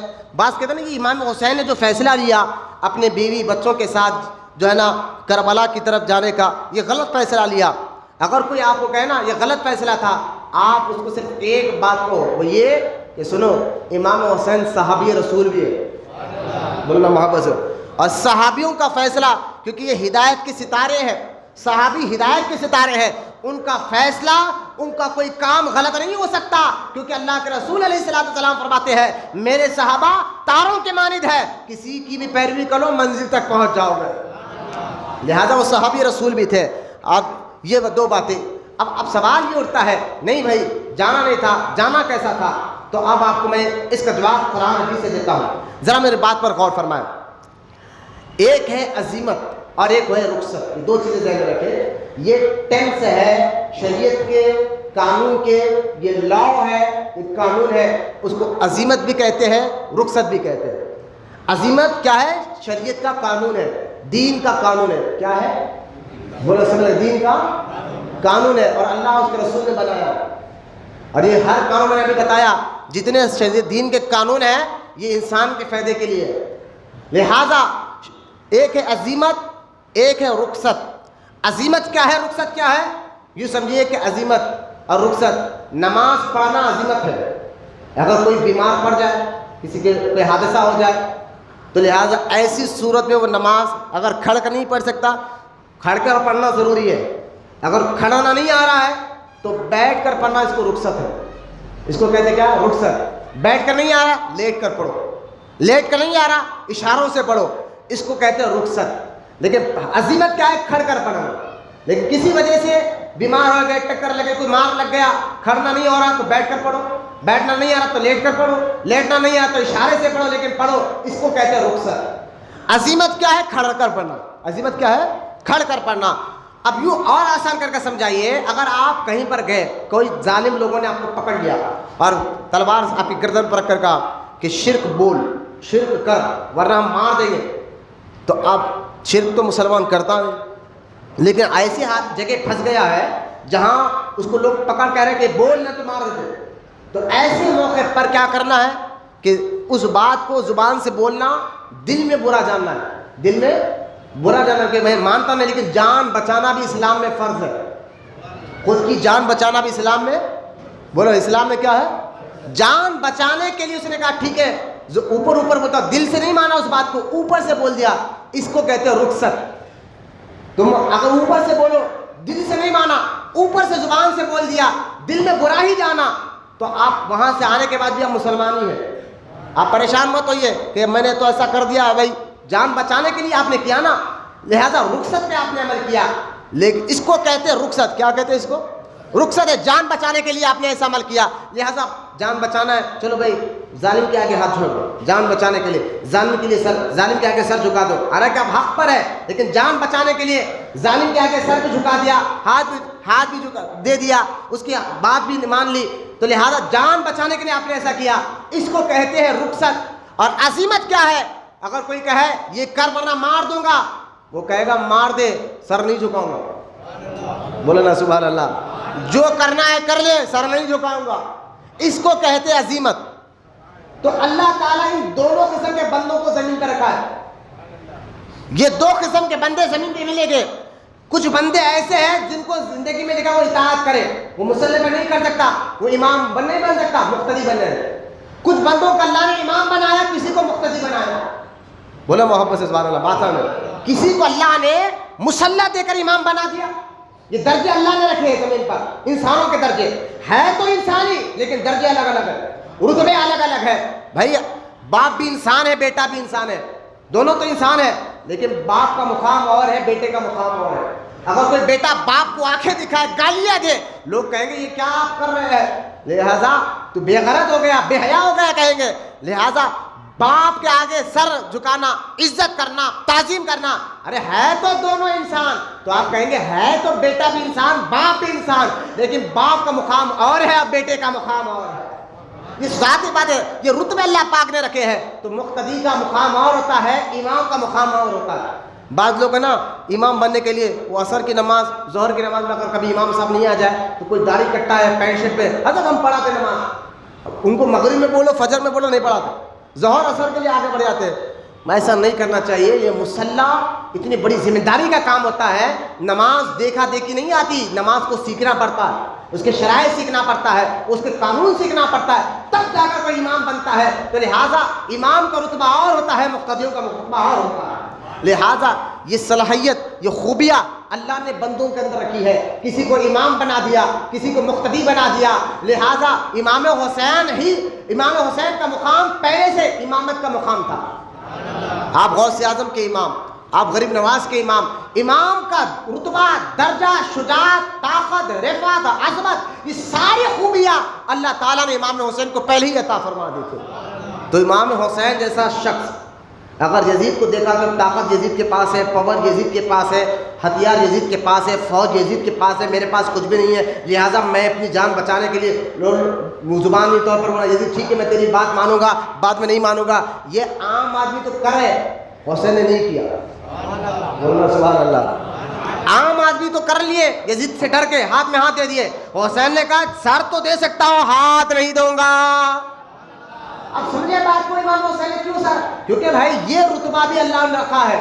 آپ کہیں گے یہ کیا بات آپ کہہ رہے ہیں؟ چلے میں آپ کو قرآن سے اس کا ثبوت دیتا ہوں، عظیمت کا قرآن سے ثبوت دیتا ہوں۔ اللہ سورہ ال عمران 3 پارہ آیت نمبر 21 اللہ پاک ارشاد فرماتا ہے ان الذین یکفرون بآیات اللہ ویقتلون النبیین بغیر حق وَيَقْتُلُونَ الَّذِينَ يَأْمُرُونَ بِالْقِسْطِ مِنَ النَّاسِ فَبَشِّرْهُمْ بِعَذَابٍ عَلِيمٍ۔ اللہ فرماتا ہے کہ بنی اسرائیل نے اللہ کے نبیوں کو ناحق کے قتل کرنا شروع کیا، ناحق کے نبیوں کو قتل کیا بنی اسرائیل نے۔ اللہ اس بات کا اس کا ذکر قرآن پاک سورہ آل عمران 3 پارے میں کر رہا ہے کہ جب بنی اسرائیل نے نبیوں کو قتل کرنا شروع کیا، یہاں تک کہ روایت میں آتا ہے، تفسیر میں آتا ہے عصر سے لے کر مغرب تک بنی اسرائیل نے 70 نبیوں کو قتل کر دیا۔ کس لیے؟ صرف اس لیے کہ یہ نبی حق بات بتا رہے تھے، سیدھی راستہ بتا رہے تھے، اللہ کا پتہ بتا رہے تھے۔ جب نبیوں کو قتل کیا گیا، نبیوں کو مارا گیا تو اس دور میں جو نبی کے دور، ان دور میں بنی اسرائیل میں علماء تھے جو حق بات کرنے والے۔ آج لوگ کہتے ہیں کہ مولانا ذرا آپ حکمت سے کام لیجئے، مت بولیے۔ ہم نے کہا بھائی ہر کوئی اگر حکمت سے کام لینے گئے پھر عظیمت پہ کام کون کرے گا؟ ہر کوئی حکمت کے آگے سر جھکائے گا تو حسینی کردار کون اپنائے گا؟ ہر کوئی یزیدیوں کے ہاتھ میں ہاتھ دے گا تو حسینی مزاج کون لے گا؟ یہ علماء کا حق ہوتا ہے۔ وہ جب دیکھتے ظالم ظلم کر رہا ہے، ہتھیار کچھ نہیں ہے، کمزور ہے، ناتواں ہے، لیکن جب ظلم کرتا ہوا اگر علماء دیکھ لے تو وہ خاموش نہیں روتے، اس کا گریبان پکڑ کر کہتے یہ تو غلط کام کر رہا ہے۔ حالات کچھ بھی ہو، اس کے بعد اس کا انجام کچھ بھی ہو. یہی کام بنی اسرائیل کے علماء نے کیا. جب بنی اسرائیل کے علماء نے دیکھا کہ ہماری قوم نبیوں کو مار رہی ہے، وہ گھر میں بیٹھے نہیں رہے. وہ اپنے بیوی بچوں کے ساتھ، ارے بھائی یہ نبی کو مار رہے، ہم کیا کریں؟ وہ گھر بیٹھے نہیں رہے. بنی اسرائیل کے علماء آگے بڑھے اور آگے بڑھ کے کہا کہ کیا کر رہے ہو؟ کس کو قتل کر رہے ہو؟ کیوں مار رہے ہو؟ ایسا نہیں کرنا، اللہ کا عذاب آئے گا، ایسے کام مت کرو. جب انہوں نے دیکھا ہاں ہم نبیوں کو مار رہے ہیں، یہ ہمیں ٹوک رہا ہے، ہمیں روک رہا ہے، ان لوگوں نے نبی کے نائبین، اس دور کے علماء جو 120 تعداد میں تھے، ان کو بھی قتل کر دیا. اللہ فرماتا ہے جنہوں نے نبیوں کو مارا، نبی کے نائبین کو مارا، ان کے لیے دردناک عذاب میں نے تیار کر رکھا ہے. دردناک عذاب میں نے تیار کر رکھا ہے. ذرا اس آیت پر غور کرے. اللہ کے رسول علیہ الصلوۃ والسلام تو دنیا سے تشریف لے گئے. یزید تو چاہتا یہ تھا کہ میں شراب پیوں اور مجھے کوئی بولنے والا نہ رہے، میں نماز چھوڑوں مجھے کوئی بولنے والا نہ رہے، میں داڑھی کاٹوں مجھے کوئی بولنے والا نہ رہے، میں جو ہے زنا کروں مجھے کوئی بولنے والا نہ رہے، میں بھائی بہن میں شادیاں کراؤں مجھے کوئی بولنے والا نہ رہے. یہ سارے کام یزید کرنا چاہتا تھا. دیکھا کہ ایک ہے بولنے والا جس کو حسین کہتے ہیں، ایک ہے ٹوکنے والا جس کو حسین کہتے ہیں، ایک ہے مجھے طاقت لے کر سامنے آ کر ٹھہرنے والا جس کو حسین کہتے ہیں. لہذا یزید نے دیکھا اگر حسین کو یا اپنا بنا لو یا ان کا سر نکال دو، میرا راستہ صاف ہو جائے گا، میں شراب اور زنا کھلے عام کروں گا. لہذا یزید نے اسی لیے تو امام حسین پاک پر حملہ کیا اور آپ کو معاذ اللہ شہید کرنے لگایا. جب آپ شہید ہو گئے، آپ تاریخ پڑھ کر دیکھیں، میں بھی بتاؤں گا، امام حسین کی شہادت کے بعد یزید اور بگڑا، یزیدی اور بگڑے اور کھل کر نمازیں چھوڑنے لگے، داڑیاں کاٹنے لگے، شراب پینے لگے، زنا عام ہو گیا، بندروں کا ناچ دیکھنے لگا، کیونکہ اب اس کو کوئی بولنے والا نہیں تھا. لہذا حسین پاک رضی اللہ تعالیٰ عنہ جو ہے نا عظیمت کے مقام پر تھے. برائی کو ہوتا ہوا، ظلم کو ہوتا ہوا. ہر مسلمان کی ڈیوٹی نہیں ہے کہ وہ برائی کو روک سکے، ہاں لیکن ہر مسلمانوں میں کچھ ایسے رتبے والے لوگ ہوتے ہیں جو حالات کو دیکھ کر فیصلہ نہیں کرتے، جو یہ نہیں دیکھتے کہ سامنے والا آدمی کون ہے، وہ عظیمت پہ عمل کرتے ہیں. وہ کہتے ہیں جان بھی جائیں گے لیکن ہم حق بات بتاتے رہیں گے. یہی بات دیکھیں آپ غوث اعظم کے استاد کے ساتھ ہوا، امام احمد بن حنبل رضی اللہ تعالیٰ عنہ کے ساتھ ہوا. کون ہے جانتے ہیں؟ امام احمد بن حنبل، یہ غوث اعظم کے استاد ہیں. غوث اعظم کے اب امام احمد بن حنبل کے دور میں جو اس دور کی حکومت تھی، ان حکومت میں کچھ بدعقیدہ گھس گئے، اس حکومت میں کچھ بدعقیدہ بھی گھس گئے، اور گھس کر کیا کرنے، دھیرے دھیرے ایک بات پھیلا دی حکومت کے ذریعے. عام آدمی سے نہیں، بالکل جو حکومت چل رہی ہے، بادشاہت چل رہی ہے، اس کے ذریعے ایک بات پھیلا دی کہ بھائی قرآن اللہ کا کلام نہیں، مخلوق ہے. مخلوق ہے، جیسا آپ مخلوق ہے، میں مخلوق ہوں، اللہ نے ہمیں پیدا کیا، ہم مخلوق ہے، لیکن قرآن مخلوق نہیں ہے. کیوں؟ کہ قرآن اللہ کا کلام ہے. جس طرح اللہ پیدا ہونے سے پاک ہے، اس کا کلام بھی پاک ہے. بولا سبحان اللہ. قرآن مخلوق نہیں، اللہ کا کلام ہے. اب حکومت سے بھائی یوں سمجھے کہ حکومت سے قانون پاس کر دیا بدعقیداؤں نے جماعت میں گھس کر. جیسا کہ آج بھی دیکھیں ہمارے لیڈروں کی جماعت میں کئی بدعقیدہ گھس کر نئی باتیں پھینک رہے ہیں. ہمیں کہا نہیں تم اب ہم کیا کریں گے، وہ لیڈر ہے. میں نے کہا وہ تم جانے، ہم خاموش نہیں رہے. یہی حسینی مزاج ہے، یہی حسینی مزاج ہے. سب حکمت میں جان دو بھائی، بولنے والا کون رہے گا؟ عظیمت کا عمل، کربلا کا پیغام کیا رہے گا اگر ہر کوئی خاموش بیٹھ جائے، ہر کوئی دیکھ کے انجان مار دے؟ تو میں نے کہا بھائی بولنے والا کون رہے گا؟ وہ تم خاموش بیٹھ گئے. تمہارا ایمان کی کمزوری ہے. جن کو اللہ نے عظیمت کا، امامت کا، شجاعت کا مقام دیا، وہ ہر حالت میں خاموش نہیں رہے تھے. وہ تو حق بولیں گے، بلکہ ظالم کی آنکھ میں آنکھ ملا کر حق بولنا یہ اللہ کو بھی پسند ہے، رسول اللہ کو بھی پسند ہے. اس لیے سرکار سے جب پوچھا گیا کہ یا رسول اللہ کے یہاں شہید، اللہ کے راہ میں شہید ہونے والا سب سے بڑا شہید کون ہے؟ تو سرکار نے فرمایا سنو، جو ظالم کی آنکھ میں آنکھ ملا کر حق بات بتائے، ظالم کی آنکھ میں آنکھ ملا کر حق بات بتائے اور وہ ظالم ان کو قتل کر دے، وہ شہید اللہ کے یہاں بڑی عزت والا ہے، بڑی عزت والا ہے. تو لہذا غور کرے، امام حسین اسی مقام پر تھے. وہ کیسے حکمت پہ عمل کر لیتے؟ وہابی کے ذریعے بچوں کو گلیوں کو بچانے کے لیے زبانی چپ اولو مٹا حیدرآباد میں بولتے ہیں نا، چپ چپ بول دینا تھا، بعد میں اپنا کام کرنا تھا. نا، وہ علی کا بیٹا تھا حسین پاک رضی اللہ تعالیٰ عنہ. یہ حکمت میں نہیں عظیمت پہ عمل کرنے والے تھے. عظیم امام احمد بن حنبل نے جب دیکھا، غوث اعظم کے استاد ہے یہ امام احمد بن حنبل، مزار ان کا بغداد میں، جب امام احمد بن حنبل نے یہ دیکھا کہ حکومت کہہ رہی ہے، حکومت عام آدمی نہیں کہہ رہا ہے، حکومت کہہ رہی ہے قرآن مخلوق ہے، جبکہ یہ بات ماننا ایمان سے خارج ہونا ہے، یہ بات کو ماننا ایمان سے خارج ہونا ہے. امام احمد بن حنبل نے اسی وقت ممبر، خاموش نہیں بیٹھے، اللہ اللہ کرتے نہیں بیٹھے، ارے حکومت بول رہی میں کیا کروں، نہ خاموش نہیں بیٹھے. جیسا کہتے کیا NRC قانون جب نکلا تو سب باہر نکلے، جب معلوم ہوگا یہ آپ کو نقصان دہ ہے، تو لہٰذا خیر یہ آپ کے وطن چھیننے کی کوشش کر رہے ہیں. یہ ہو نہیں سکتا، کیونکہ جب تک اس دیش میں غریب نواز کی چوکھٹ سلامت ہے، مسلمان بھی سلامت رہیں گے انشاءاللہ. لہذا یہاں میں آپ کو بتانا چاہتا ہوں، ایسا ہی قانون حکومت نکالی کہ قرآن مخلوق ہے، کوئی نہیں بولا، سب خاموش ہے ڈر کے حکومت سے، فوج سے ڈر کے خاموش ہے. ہم بولیں گے حکومت ہمارا کیا کرے گی، سب خاموش تھے. غوث اعظم کے استاد احمد بن حنبل خاموش نہیں رہے. سب خاموش ہو گئے تو کیا ہمیں خاموش ہونے کا مالکہ نہیں دیا گا، ہم بولیں گے. انہوں نے کہا لوگوں قرآن مخلوق نہیں اللہ کا کلام ہے. جب حکومت کو معلوم ہوا کہ احمد بن حنبل ہمارے خلاف بات کر رہے ہیں مسجدوں میں، انہوں نے اسی وقت فوج کو بھیجا. فوج آئی، امامہ بنا ہوا ہے، داڑھی ہے. آپ امام احمد بن حنبل کے داڑھی پکڑی اور پکڑ کر 20 چوراستے پہ لے جا کر آپ کے پیٹھ پر کئی مرتبہ کوئلے مارے گئے.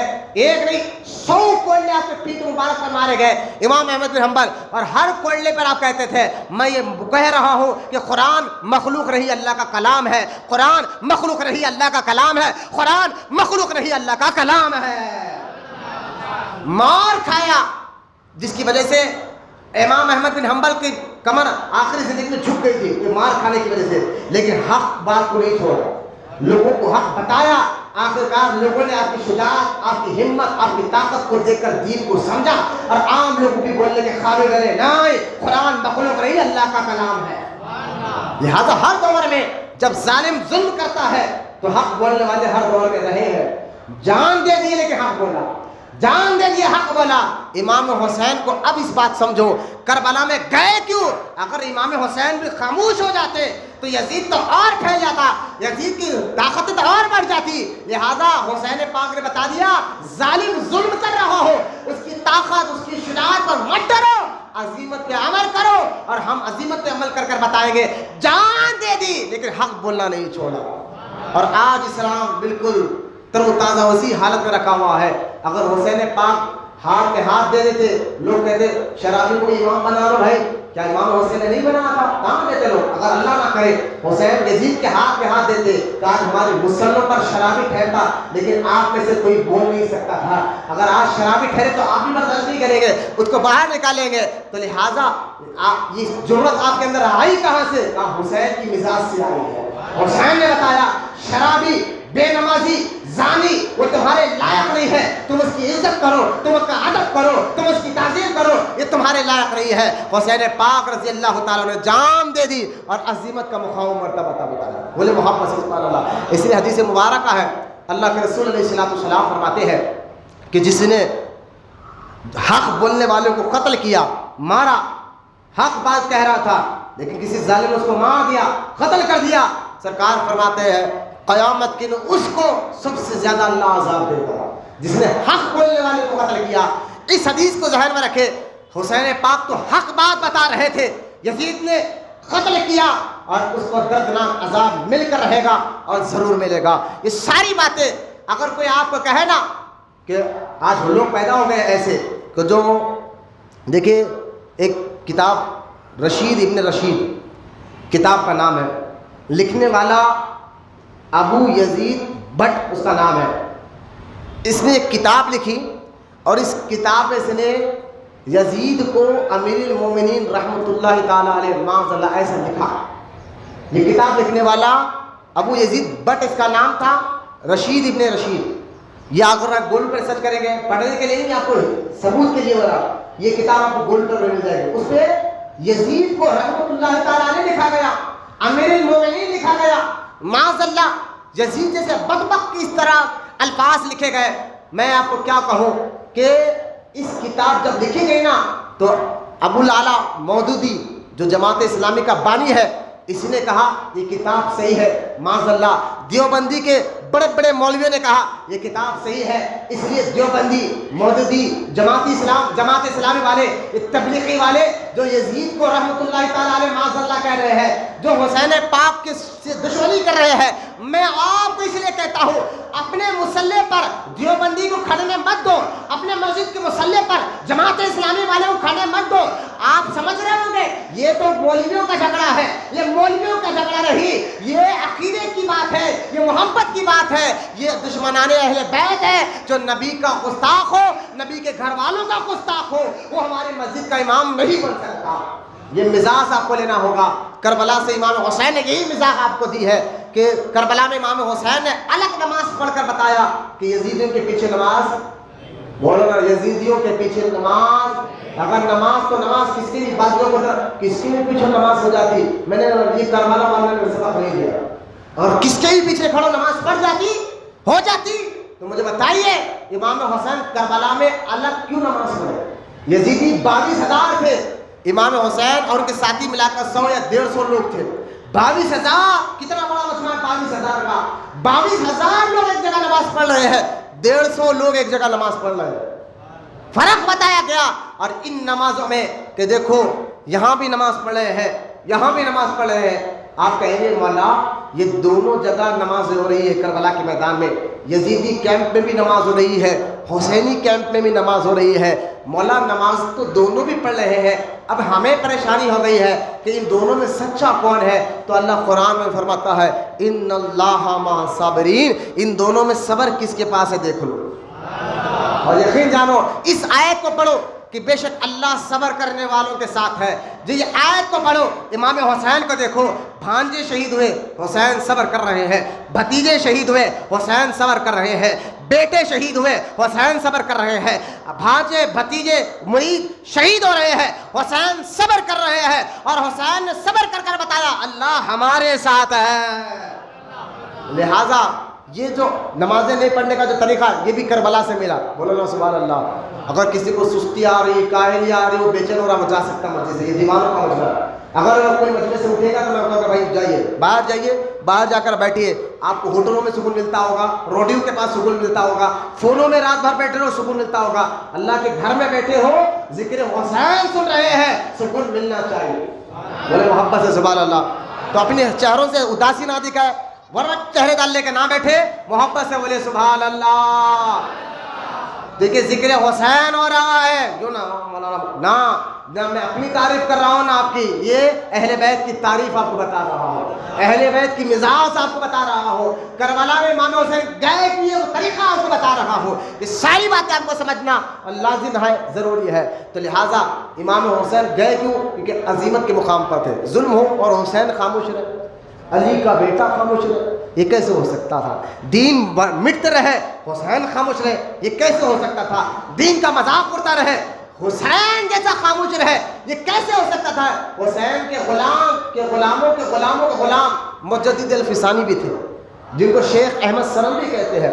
اکبر بادشاہ نے جب چاہا دین میں ملاوٹ ہو, اکبر بادشاہ بھائی ہندوستان کا بادشاہ اکبر, تو چاہا کہ دین میں ملاوٹ ہو, نئے نئے طریقے نکالو گا, سب خاموش رہے. حسین کی اور خاندان, حسین کا غلام اور عبد الاحد کا بیٹا مجدد الفسانی خاموش نہیں رہے. کہا تم خاموش رہو, مجھے پرواہ نہیں, میں بولوں گا کہ دین حق ہے. بولو نا سبحان اللہ. یہ مزاج اللہ والوں میں آئی کہاں سے؟ کہا کربلا سے آئی ہے. ارے حکومت ان کے پاس ہے, تعداد ان کے پاس ہے, تم تنہا کیا کرو گے؟ تو امام احمد بن حنبل کے حضرت شیخ احمد سرہندی نے کہا حکومت تعداد تو یزید کے پاس بھی تھا, تنہا حسین نے کیا کر کر بتایا.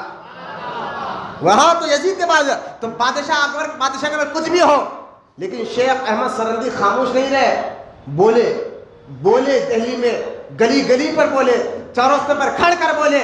آپ کو جیل میں ڈالا گیا, 2 سال جیل میں رہے, باہر نکلے, جتنے جیل کے اندر آپ کے ساتھ قیدی تھے سب آپ کی صحبت میں رہ کر اللہ والے بن گئے. بولو نا سبحان اللہ. تو یہ شیخ احمد سرندی رضی اللہ تعالیٰ عنہ جنہوں نے حق بات بولنے کے لیے یہ نہیں بھائی میں کیا کروں، حکومت کے سامنے میں کیا کر سکتا ہوں، فوج ان کی، حکومت ان کی، طریقہ ان کا، میں کیا کر سکتا ہوں، یہ اگر بزرگان دین میں کرتے بیٹھ جاتے تو آج دین کہاں ملتا، ہندوستان کا نقشہ کچھ اور ہوتا۔ اگر اس دور میں شیخ احمد سرندی اگر آواز نہیں اٹھاتے تو آج ہندوستان میں جو آپ کو اذانیں سنے آ رہی نا، شاید اس کا نقشہ کچھ اور ہوتا۔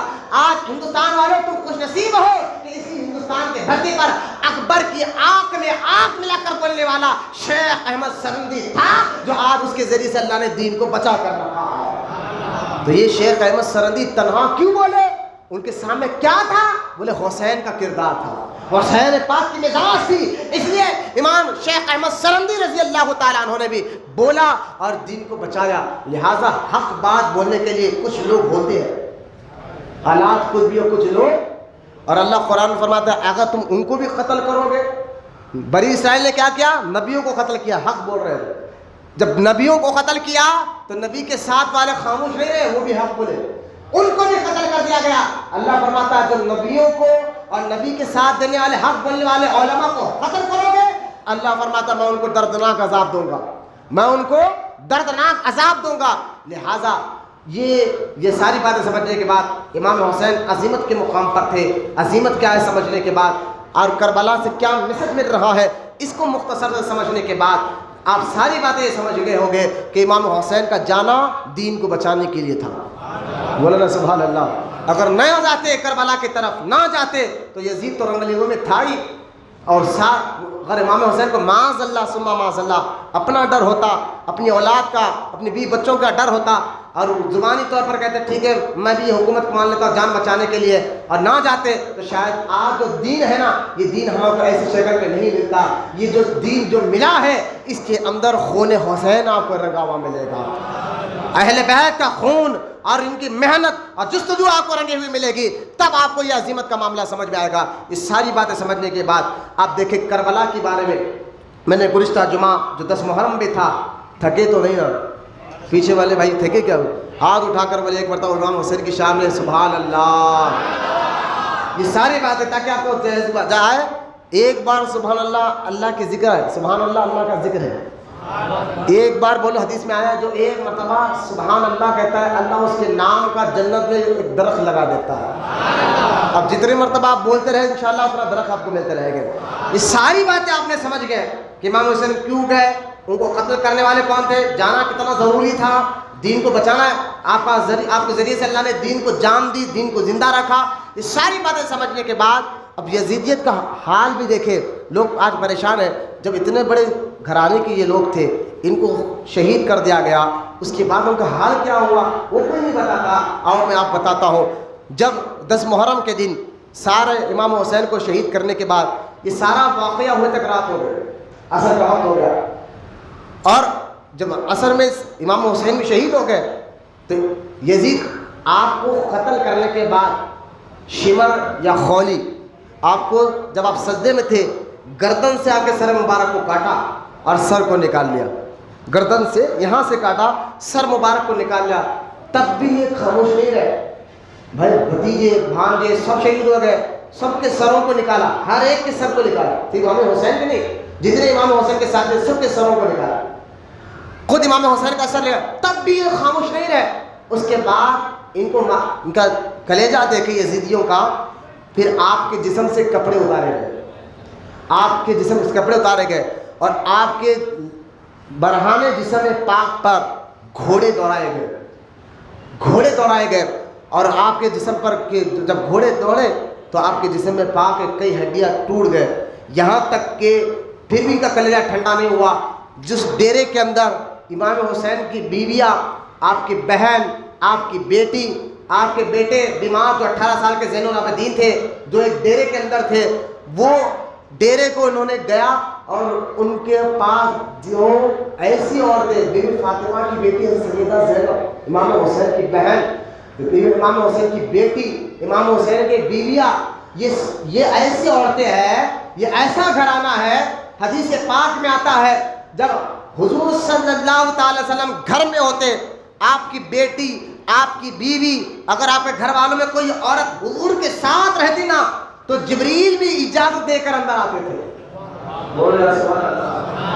آواز جبریل اللہ کا فرشتہ، سارے فرشتوں کا سردار، وہ کہتا تھا یا رسول اللہ میں جبریل ہوں. جبکہ جبریل فرشتوں کے سردار ہے اور فرشتہ گناہ کر ہی نہیں سکتا، فرشتہ معصوم ہوتا ہے، گناہ ہو ہی نہیں سکتا. پھر بھی دیکھا یہ گھرانے کا ادب کرتے ہوئے فرشتوں کا سردار جبریل علیہ السلام بھی جن کے گھر بغیر اجازت کے نہیں آتا تھا، وہ گھرانے کی مقدس عورتیں اس ڈیرے کے اندر تھی.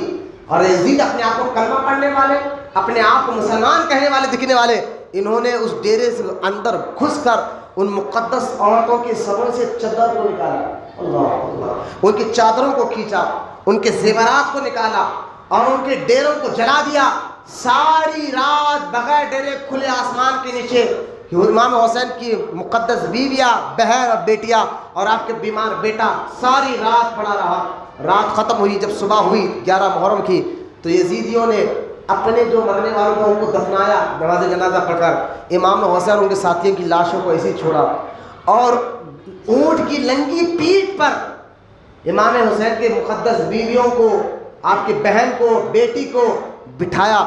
اونٹ کی لنگی پیٹھ، اگر آپ جائے اونٹ والوں سے بات کریں، اگر اونٹ کے اوپر جو سیٹ ہوگا نا وہ بغیر اس کے بیٹھ کر کوئی بیٹھ ہی نہیں سکتا، کیونکہ اونٹ کی جو لنگی پیٹھ پر جو بال ہوتے ہیں نا اس کے بارے میں اونٹ والے خود آپ کو بتائیں گے، وہ بال کیلے سے زیادہ سخت ہوتے ہیں، یعنی ایسا بھیانک چوتے اس کا اندازہ نہیں کر سکتے.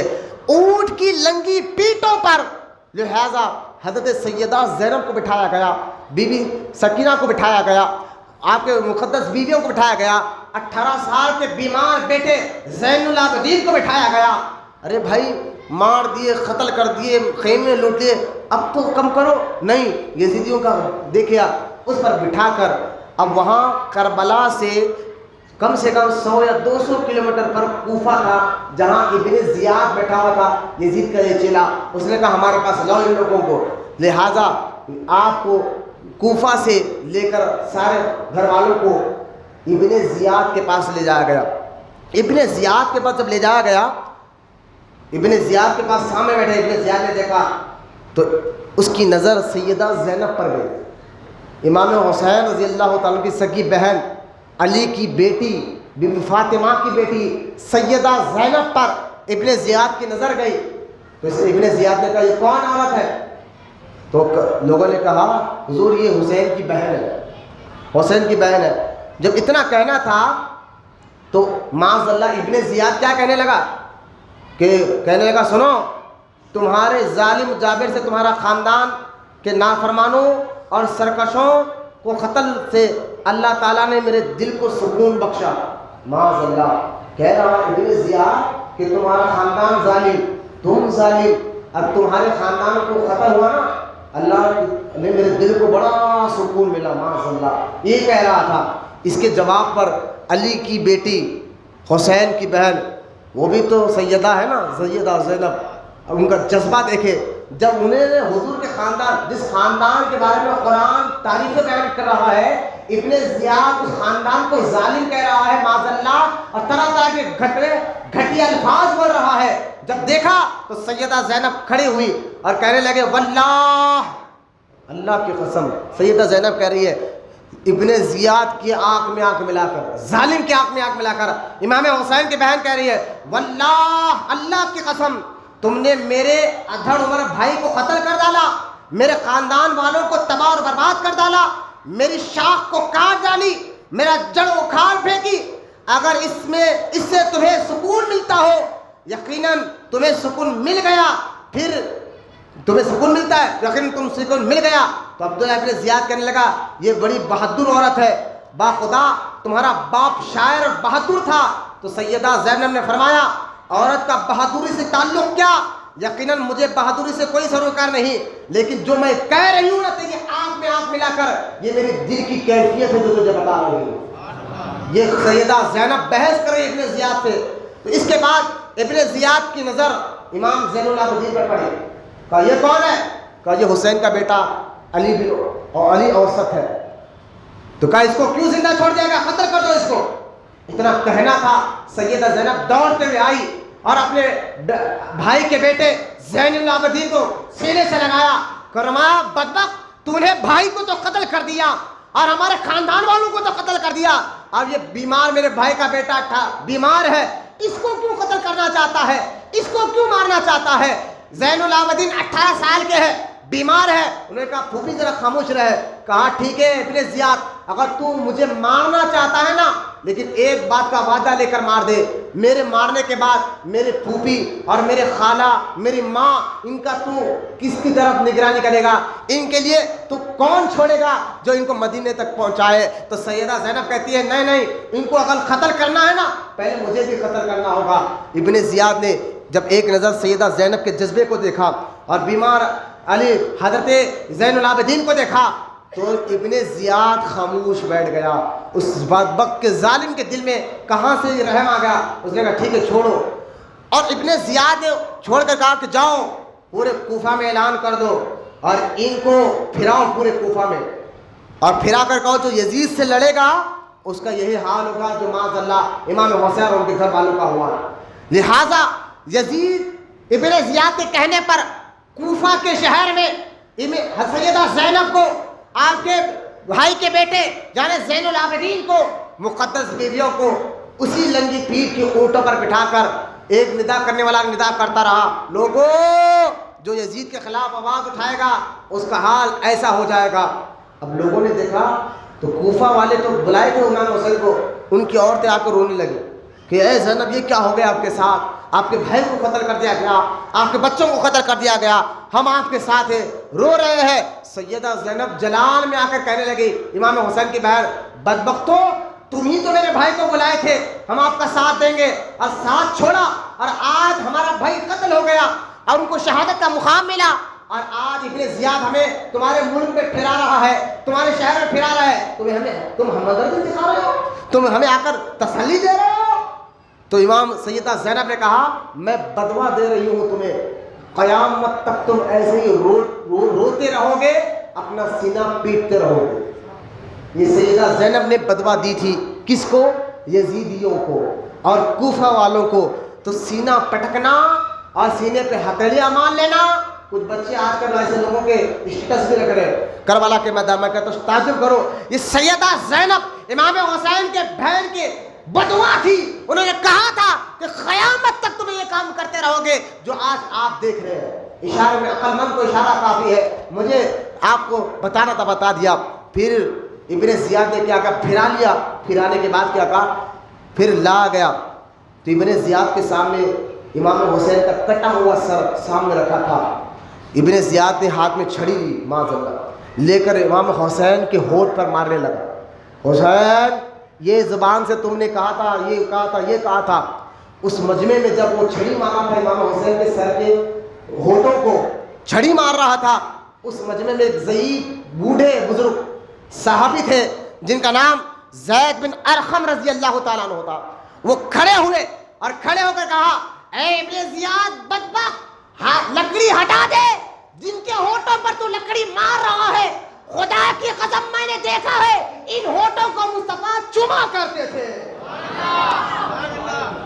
ابن زیاد نے دیکھا ایک بوڑھا آدمی مجھے آنکھ میں آنکھ ملا کر بول رہا ہے، تو کہا اگر تو بوڑھا نہ ہوتا نا تجھے ابھی میں قتل کر دیتا۔ تو زید بن ارقم نے کہا اے عرب والو تم نے کیا کر دیا، کس کو ووٹ دے کر تم نے اپنا امیر بنا لیا؟ اب تو یہ تمہارے بوڑھوں کو نہیں چھوڑے گا، تمہارے نوجوانوں کو نہیں چھوڑے گا۔ روتے ہوئے زید بن ارقم وہاں سے نکلے باہر۔ پھر ابن زیاد نے کہا ٹھیک ہے چلو اب ایک کام کرو، یہ سارے قافلوں کو یزید کے پاس لے جاؤ، یہ کوفہ سے دمشق سیریا جس کو آج کہتے ہیں وہاں لے کر جاؤ۔ سارا قافلہ نکلا۔ اب راستے میں نکلتے نکلتے رات کا وقت ہو گیا، ان کو جانا تھا یزید کے پاس، رات کا وقت ہو گیا۔ رات کے وقت یہ قافلہ جس قافلے میں کٹے ہوئے سر ہے امام حسین کے، علی اکبر کے اور دیگر شہداء کے، اور اس قافلے میں سیدہ سکینہ ہے، سیدہ زینب ہے، بیمار زین العابدین ہے، یہ سب قافلہ جا رہا ہے۔ رات ہو گئی کیونکہ یزید کے پاس جانا تھا، رات ہو گئی تو ایک گرجا گھر جانتے ہیں جس کو چرچ کہتے ہیں آج کے دور میں، چرچ عیسائیوں کا عبادت خانہ، گرجا گھر کے سامنے انہوں نے کہا بھائی رات ہم یہاں گزار لیں گے، صبح اٹھ کر پھر آپ سفر طے کریں گے. رات ہو گئی, یہ مسافر ہے. وہ گرجا گھر کے سامنے انہوں نے اپنے سواریوں کو روکا تو گرجا گھر کی دیوار پر لکھا ہوا تھا کہ جو حسین کو قتل کرتے ہیں وہ یہ سمجھتے کہ کل قیامت کے دن ان کے نانا ان کی شفاعت کرائیں گے. یہ گرجا گھر کی دیوار پر لکھا ہوا تھا. جو حسین کو قتل کرے ہیں وہ یہ سمجھتے ہیں کہ قیامت کے دن ان کے نانا ان کی بخشش کرائیں گے. ان کے لیے تو بہت بڑا عذاب اللہ نے تیار کر رکھا. اب وہ یزیدی فوج نے دیکھا یہ تو عیسائیوں کا گرجا ہے, ان کی دیوار پر یہ کس نے لکھا؟ دروازہ کھٹکھٹایا, عیسائی باہر نکلا تو یزیدیوں نے کہا یہ دیوار پر کس نے لکھا؟ تو اس نے کہا بھائی یہ دیوار پر جو ہے نا جو لکھا تم دیکھ رہے ہو یہ تمہارے نبی کے پیدا ہونے سے 500 سال پہلے یہاں لکھا گیا ہے قدرت کی طرف سے. تمہارے نبی ابھی پیدا بھی نہیں ہوا تھے, 500 سال پہلے قدرت کی طرف سے اس دیوار پر لکھا گیا, ہم نے نہیں لکھا, قدرت غیبی طور پر لکھا گیا. کہا کیوں پوچھ رہے ہو؟ کہا دیکھو یہ جو سر ہے نا یہ حسین کا ہی سر ہے. وہ گرجا گھر کا پادری تھا نا جو عیسائی جو, اس نے کہا ہاں یہ وہی حسین ہے جس کا یہ ذکر دیوار پر لکھا گیا. ہاں یہی حسین ہے. اس نے کہا کہ کام کرو, رات بھر تو تم یہاں لکھ رہے ہو. بولے ہاں یہ سر کو میرے پاس دے دو. اس پادری نے کہا میں اپنے گرجا میں رکھتا ہوں, رات ہے اور اس کے بدلے میں 10,000 سونے کے سکے دو. انہوں نے کہا بھائی رات میں ہم اس کے پاس ہی رہنا ہے, دے دو اس کو سر, پیسے بھی ملیں گے. کیونکہ یزیدی سارے جنگ ہی ہیرس اور لالچ کی تھی. انہوں نے اپنے ایمان کا سودا کیا دولت کے لیے, پیسے کے لیے. امام حسین سے لڑا دولت اور پیسے, ہرس اور لالچ کے لیے. یہ ہرس اور لالچ آپ کے ایمان و عقیدے کو برباد کر سکتی ہے. اس لیے کبھی اس کا سودا نہیں کرنا, ایمان نہیں جانا چاہے جان چلی جائے. یہ پیغام حسینی ہے, ذہن سے رکھے. آپ دیکھیں یزیدی نے کہا ٹھیک ہے 10,000 سونے کے سکے لے لیے. کہا یہ سر رات بھر کے لیے تو اپنے پاس رکھ لے. وہ سر لیا, اندر آیا, بالکل خوبصورت سے تھالے میں امام حسین کے سر کو رکھا,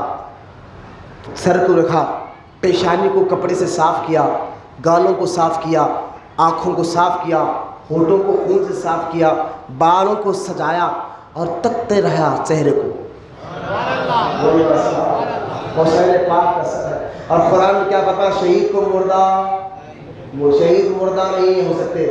اب امام حسین کا سر کو اس عیسائی ہے پادری ہے وہ پلیٹ میں رکھ کر بالوں کو سجاتا ہے, پیشانی کو پوچھتا ہے, گالوں کو پوچھتا ہے, ہونٹوں کو پوچھتا ہے, اور سامنے بالکل ادب کے ساتھ چہرے کو تکتے ہوئے بیٹھ جاتا ہے.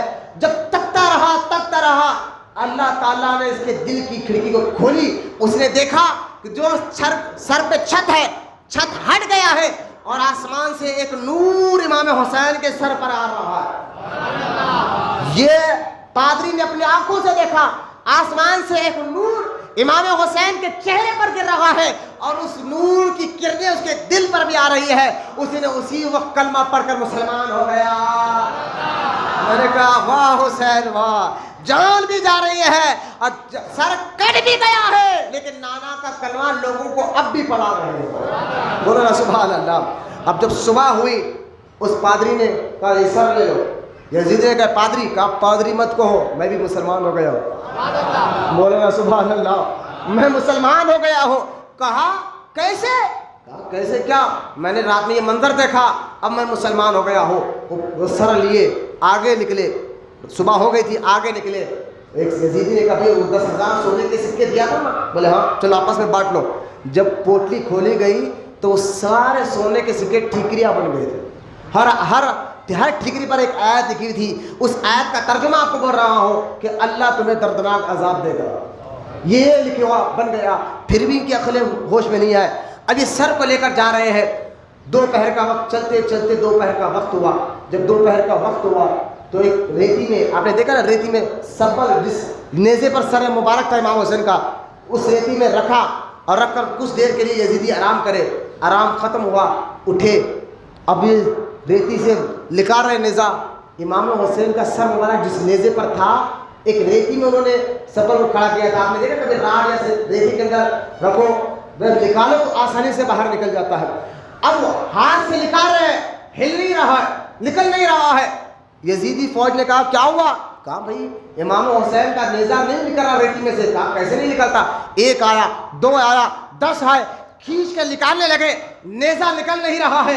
آخر میں پریشان ہو گئے، ہمیں جانا ہے اور یہ حسین پاک کا یہ نیزہ باہر کیوں نہیں نکل رہا ہے، یہ سر مبارک کا نیزہ کیوں نہیں نکل رہا ہے. جب سارے یزیدی پریشان ہو گئے تو آ کر ایک یزیدی نے زین العابدین کو کہا کہ آپ کے بابا کا سر جس نیزے پر ہے وہ نیزہ ریتی سے باہر ہی نہیں نکل رہا ہے، اس کی وجہ کیا ہے؟ سید زین العابدین امام حسین کے بیٹے چیخ پڑے، وہ اونٹ سے نیچے اترے، بھاگتے ہوئے اپنے پھوپھی کے پاس گئے. پھوپھی آپ دیکھ لیجئے سب ہمارے پاس برابر ہے، کوئی کمی تو نہیں ہے. کہا بہن نے کیوں ایسا کہہ رہے ہو؟ کہا پھوپھی ابا کا سر مبارک آگے بڑھ نہیں رہا ہے، میں سمجھ گیا ابا کا اشارہ، ہمارے اندر کوئی نہ کوئی جنا کم ہے، کوئی تو کم ہے. حسین پاک دنیا سے تشریف لے کر گئے لیکن سر مبارک اپنے گھر والوں کی کیسی حفاظت کر رہا ہے. سیدہ زینب اتری اور اتر کر آگے دیکھا تو حسین کی بیٹی سیدہ سکینہ نظر نہیں آ رہی تھی. آپ نے بہت پکارا، سکینہ نظر نہیں آ رہی تھی تو آپ دوڑتے ہوئے پیچھے کی طرف گئے، جہاں کچھ دیر پہلے قافلہ رکا تھا وہاں دوڑتے ہوئے گئے تو دیکھا کہ سیدہ سکینہ لیٹی ہوئی ہے اور ایک بوڑھی عورت جو پردہ پوش عورت ہے اپنے سیدہ سکینہ کو گود میں لٹائے ہوئے ان سے پوچھ رہی ہے کہ تجھے ابا کو کیسا مارا گیا، چاچا کو کیسا مارا گیا، ماموں کو کیسا مارا گیا.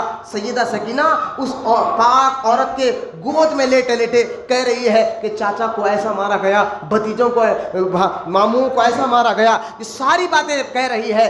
سیدہ زینب نے دور سے دیکھا اور دیکھ کر کہا اے خاتون اللہ تمہارا بھلا کرے، تم نے ہمارے حسین کی بیٹی سکینہ کے نگرانی کی جنگل میں، اس گھنے جنگل میں تم نے اس کی حفاظت کی ہے، آپ ہو کون جو ہمارے جو ہے نا حفاظت کر رہے ہو؟ تو سیدہ سکینہ سیدہ زینب کے کہنے پر اس خاتون نے پردہ اٹھا کر کہا بیٹی زینب پہچانتی نہیں، میں تیری ماں فاطمہ ہوں جو سکینہ کی نگرانی کے لیے خبر سے اٹھ کر آئی ہوں.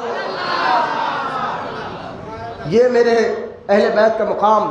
یہ کہہ کر بی بی فاطمہ کی روح مبارک غائب ہو گئی، کیونکہ جب امام حسین کربلا میں شہید ہوئے تھے ایک صحابی عبداللہ بن عباس گھر میں مکی میں سو رہا تھا، میں نے خواب میں دیکھا حضور خواب میں تشریف لائے، حضور کے بال بکھرے ہوئے ہیں، چہرہ بکھرا ہوا ہے. میں نے کہا حضور کیا ہوا؟ کیا ہوا؟ کیا حسین کو قتل کر دیا گیا. آپ خواب سے اٹھے.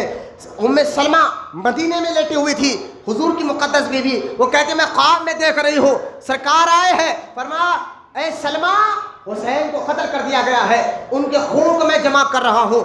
یہ ہے خواب میں. پتہ کیا چلا؟ جس وقت کربلا میں امام حسین قتل ہوئے، شہید ہو رہے تھے، وہاں سرکار بھی موجود تھے اور بیوی فاطمہ کی روح مبارکہ بھی موجود تھی اور وہ حفاظت بھی کر رہے تھے. خیر پھر وہ سیدہ سکینہ کو لے کر قافلے میں آ جاتی ہے. اب سر مبارک کا نیزہ آسانی سے نکل جاتا اور یہ جا رہا ہے قافلہ. یزیدی سورہ کہف پڑھ رہا ہے، سورہ کہف پڑھتے ہوئے جا رہا ہے اور پڑھتے پڑھتے اس نے کہا یار اصحاب کہف عیسیٰ علیہ السلام کے دور کے 6 ولی تھے، اصحاب کہف جس کو کہا جاتا ہے، جو 300 سال تک سوتے رہے. کتنے سال؟ 300 سال تک سوتے رہے. اور جب انہوں اٹھے تو ان کو ایسا محسوس ہوا کہ ہم صرف آدھا گھنٹہ ہوا ہم کو سو گئے، ایسا ان کو محسوس ہوا. تو لہذا جو قرآن میں اصحاب کہف میں ذکر ہے، انہوں نے کہا یار اصحاب کہف کا واقعہ کتنا عجیب ہے کہ 300 سال سوتے رہے ان کو پتہ نہیں چلا. یہ آپس میں بات کر رہے تھے، اتنے میں سر حسین سے آواز آئی ابے اصحاب کہف کے واقعے پہ تعجب کرنے والوں، یہاں حسین کے سر کو دیکھو جہاں ان کو کاٹ کر نیزے پر لٹکایا گیا ہے، پھر بھی حسین کا سر قرآن کی تلاوت کر رہا ہے. بولنا محبت سے سبحان اللہ. اب یہ قافلہ پہنچا دمشق سیریا. رات ہو گئی. کیا ہو گئی؟ رات ہو گئی. دروازے بند کر دیے گئے شہر کے. پہلے شہروں کے دروازے ہوتے تھے نا، آج بھی دیکھیں حیدرآباد دکن کے 7 دروازے تھے، لال دروازہ، ہرا دروازہ، جتنے دروازے ہیں یہ سارے دروازے تھے. 11 بجے کے بعد بند ہو جاتے ہیں. جو آیا آدمی 12-1 بجے رات کو آیا تو وہ رات بھر شہر کے باہر کھڑتا تھا، صبح جب ہوتی تو دروازہ کھلے آتا وہ شہر میں آ جاتا تھا. جب یہ قافلہ شہر تک پہنچا رات ہو گئی تھی، دروازے بند ہو گئے تھے شہر کے، تو لہٰذا یزید نے کہا صبح آؤ. دروازے بند ہو گئے نا شہر میں، صبح آنا. اب جو ہے نا رات پوری یہاں کیونکہ وقت ختم ہو گیا ہے. بڑے واقعات یہاں پر بھی ہے دروازہ بند ہونے کے بعد بھی، کہ جس کے ہاتھ میں خولی کے ہاتھ میں حسین پاک کا سر تھا، وہ بعد میں کیا کیا یہ الگ بات ہے. جب صبح ہوئی یزید نے کیا کہا تھا معاذ اللہ, پورے شہر کو سجانے لگایا تھا کہ جو ہمارے خلاف ظلم باغی تھے نا ہم نے ان کو مار دیا معاذ اللہ, لہٰذا شہر والوں سجا دو شہر کو. باجے بجائے گئے, شہر سجا گیا. امام حسین کی شہادت کے وقت سارے شہر کو سجانا, باجے بجانا یہ یزید کا کام تھا. کس کا کام تھا؟ سب مل کر کس کا کام تھا؟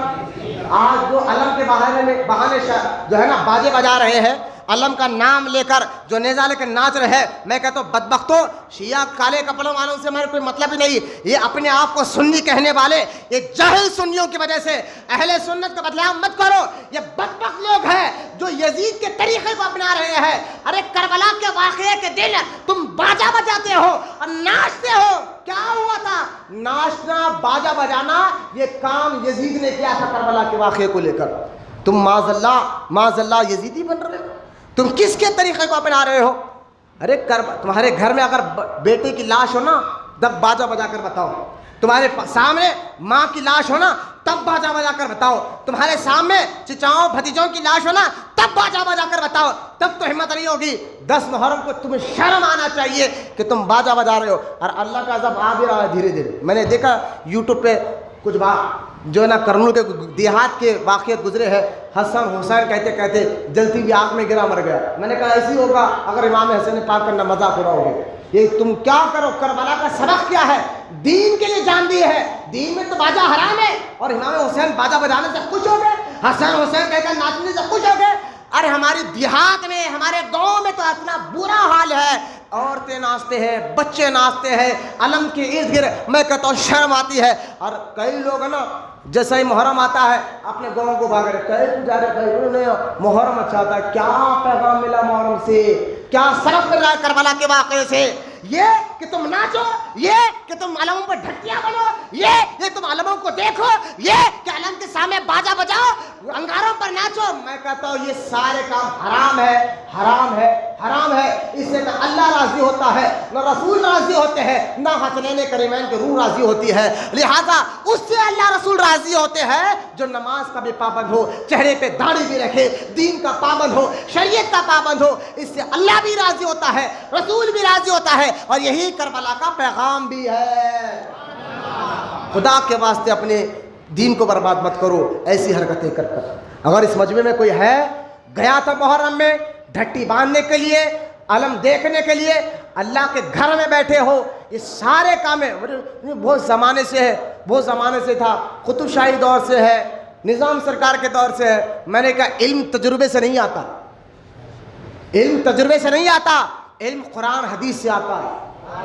تجربے سے مت جاؤ کہ اتنے سال سے ہو رہا ہے. میں نے تجربہ گیا بھاڑ میں, پہلے اللہ اس کا رسول قرآن حدیث کا معاملہ سامنے رکھو. قرآن کیا کہہ رہا ہے, حدیث کیا کہہ رہا ہے, جس پر آپ کا ایمان ہے, جس کا آپ پر عقیدہ ہے, اسی پر مضبوط رہو. تو لہذا 10 محرم کے خوشی میں باجے بجانا یہ سنیوں کا کہیں یزیدیوں کا کام تھا. یزید نے ایسا کام کر کے بتایا تھا. اب باجا بجایا اور سارے شہر کو ناچنے لگا. اب یہ ٹوٹا پھلا قافلہ جب شہر میں داخل ہوا, لوگ دوڑتے ہوئے آ کر دیکھنے لگے کون ہے بھائی, کون یزید کے خلاف لڑ رہا تھا. ان کو نہیں معلوم تھا لوگوں کو کہ کون ہے, جب سب کو یہی معلوم تھا باغی ہے, معاذ اللہ باغی ہے, باغی ہے, باغی ہے. دشمن تھے, لڑنے آئے تھے یزید سے, خود مر گئے. تو سب دوڑ کے آنے لگے. بعد میں سب کو معلوم ہوا یہ دشمن نہیں خاندان رسول ہے.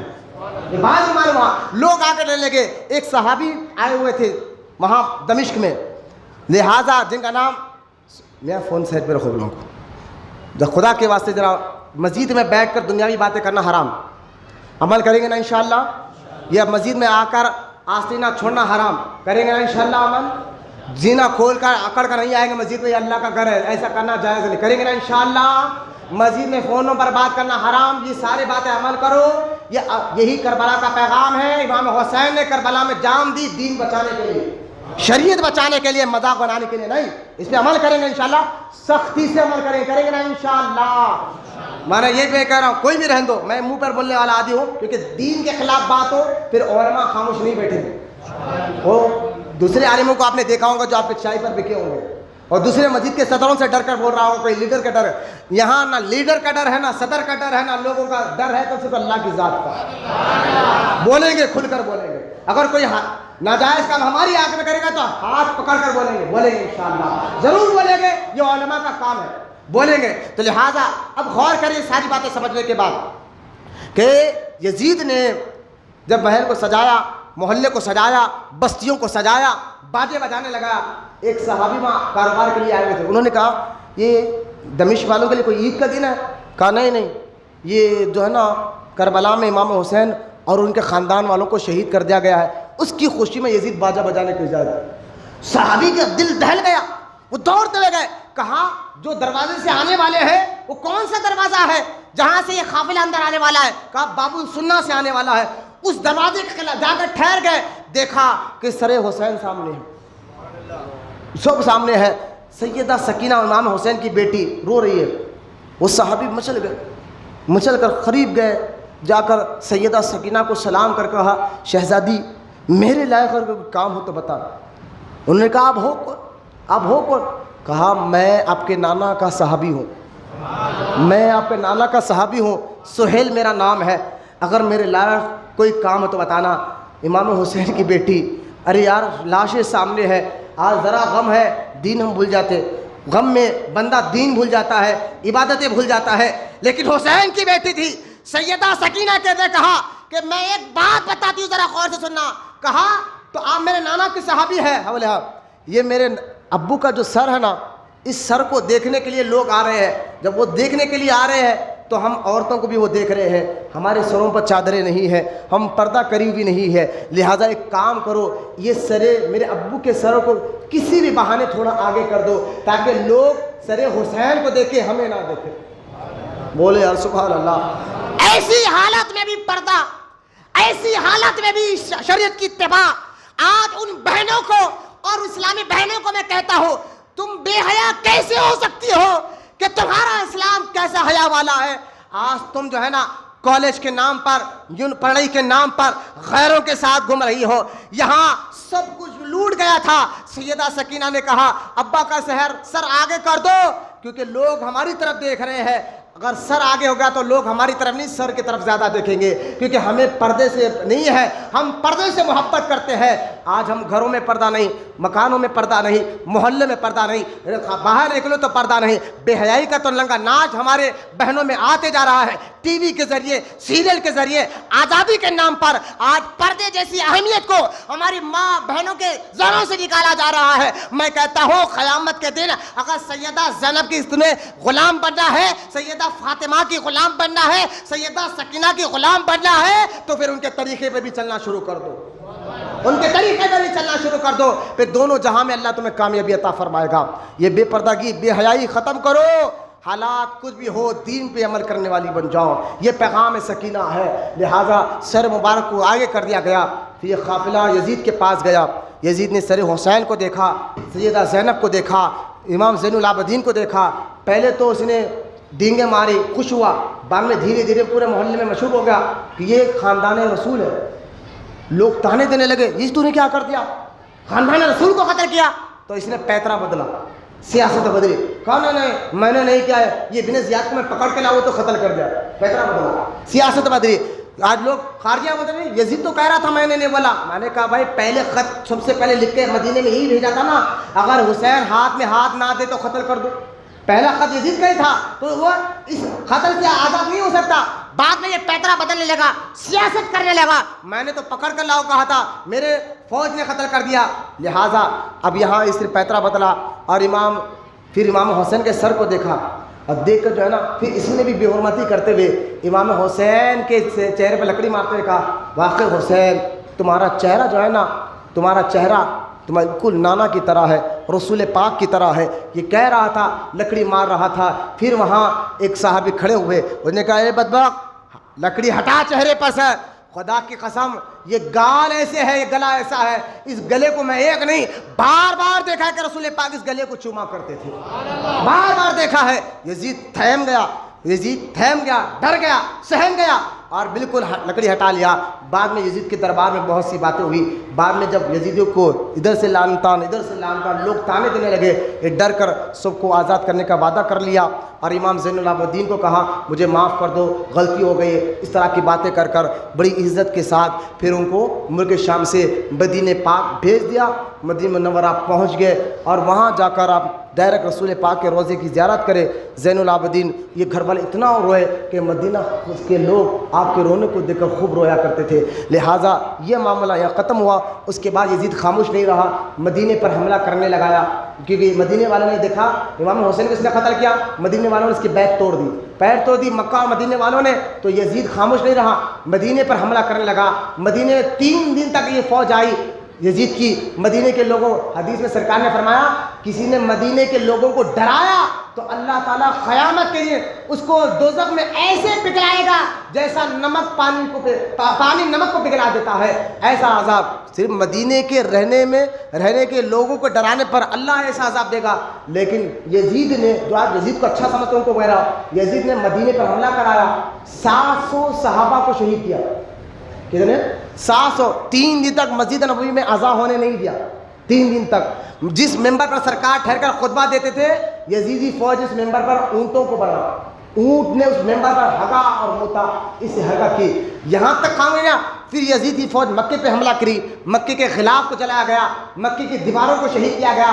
کعبے کے اندر جو اسماعیل علیہ السلام کے دور کے جب دمبا آیا تھا جنت سے، اس دمبے کے سنگ رکھے ہوئے تھے تبرک کے طور پر، یزیدی فوج نے اس کو بھی جلا دیا۔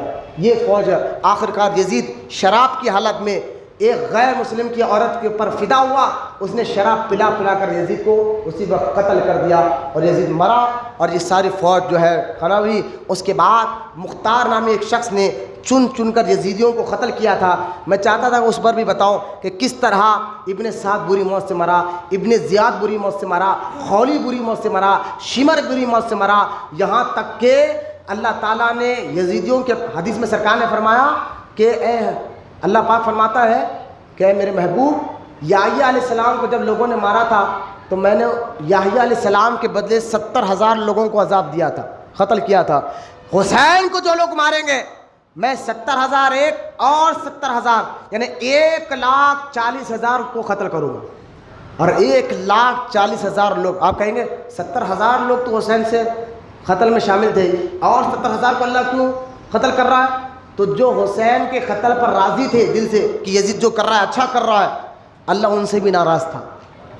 ان کو ملا کر 1,40,000 یزیدی، کسی کو اللہ نے کوڑ کی بیماری رکھی، کسی کو اللہ نے ہندہ بنا دیا، کوئی کسی کو جل کر مرے، اس طرح سے عذاب بھی دیا۔ مختار نامی ایک شخص نے چن کر یزیدوں کو قتل کیا۔ اس سارے واقعے میں ایک سبق ملتا ہے، وہ سبق یاد رکھنے کے قابل ہے کہ کچھ بھی ہو جائے دین پر عمل کرنا نہ چھوڑو، بس یہ عمل رہے۔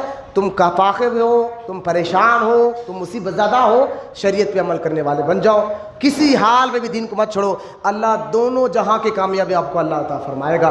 اللہ کی بارگاہ میں دعا ہے کہنے سننے سے زیادہ اللہ ہم تمام کو عمل کی توفیق عطا فرمائے۔ جتنے بوڑھے بچے نوجوان جتنی دیر سے یہاں بیٹھے مولا ذکر اہل بیت سن رہے، مولا اہل بیت کے صدقے میں مولا ان کی پریشانیوں کو ختم فرما دے، ان کے گناہوں کو معاف فرما دے، ان کے خطاؤں کو معاف فرما دے، ان کو سچا عاشق رسول بنا دے، اور ان کی نسلوں میں قیامت تک عاشق رسولوں کو پیدا فرما، ان کے ماں باپ کی مغفرت فرما، ان کے رشتہ داروں کی مغفرت فرما، ان کے کاروبار میں ترقی عطا فرما، ان کے رزق میں برکت عطا فرما، کاروبار میں برکت عطا فرما، عمر میں برکت عطا فرما، مولا ان میں سے جو بیمار ہیں ان کو صحت و شفا عطا فرما، دین سے محبت عطا فرما، شریعت سے محبت عطا فرما، دین پر استقامت عطا فرما، قیام مرتے دم تک مولا پہلی صف میں کھڑ کر 5 ٹائم باجر نمازیں پڑھنے کی توفیق عطا فرما، سینے سے اکڑ کو نکال دے مولا، تکبر کو نکال دے مولا، حسد کو نکال دے مولا، نیکیوں سے محبت عطا فرما، گناہوں سے نفرت عطا فرما مولا۔ ہم سب کی دعاؤں کو حضور اکرم صلی اللہ تعالیٰ علیہ وسلم کے صدقے میں، کربلا میں شہید ہونے والے شہداء کے صدقے میں مولا ہم سب کی دعاؤں کو قبول اور مقبول فرما۔ وما علینا الا البلاغ والحمد للہ رب العالمین۔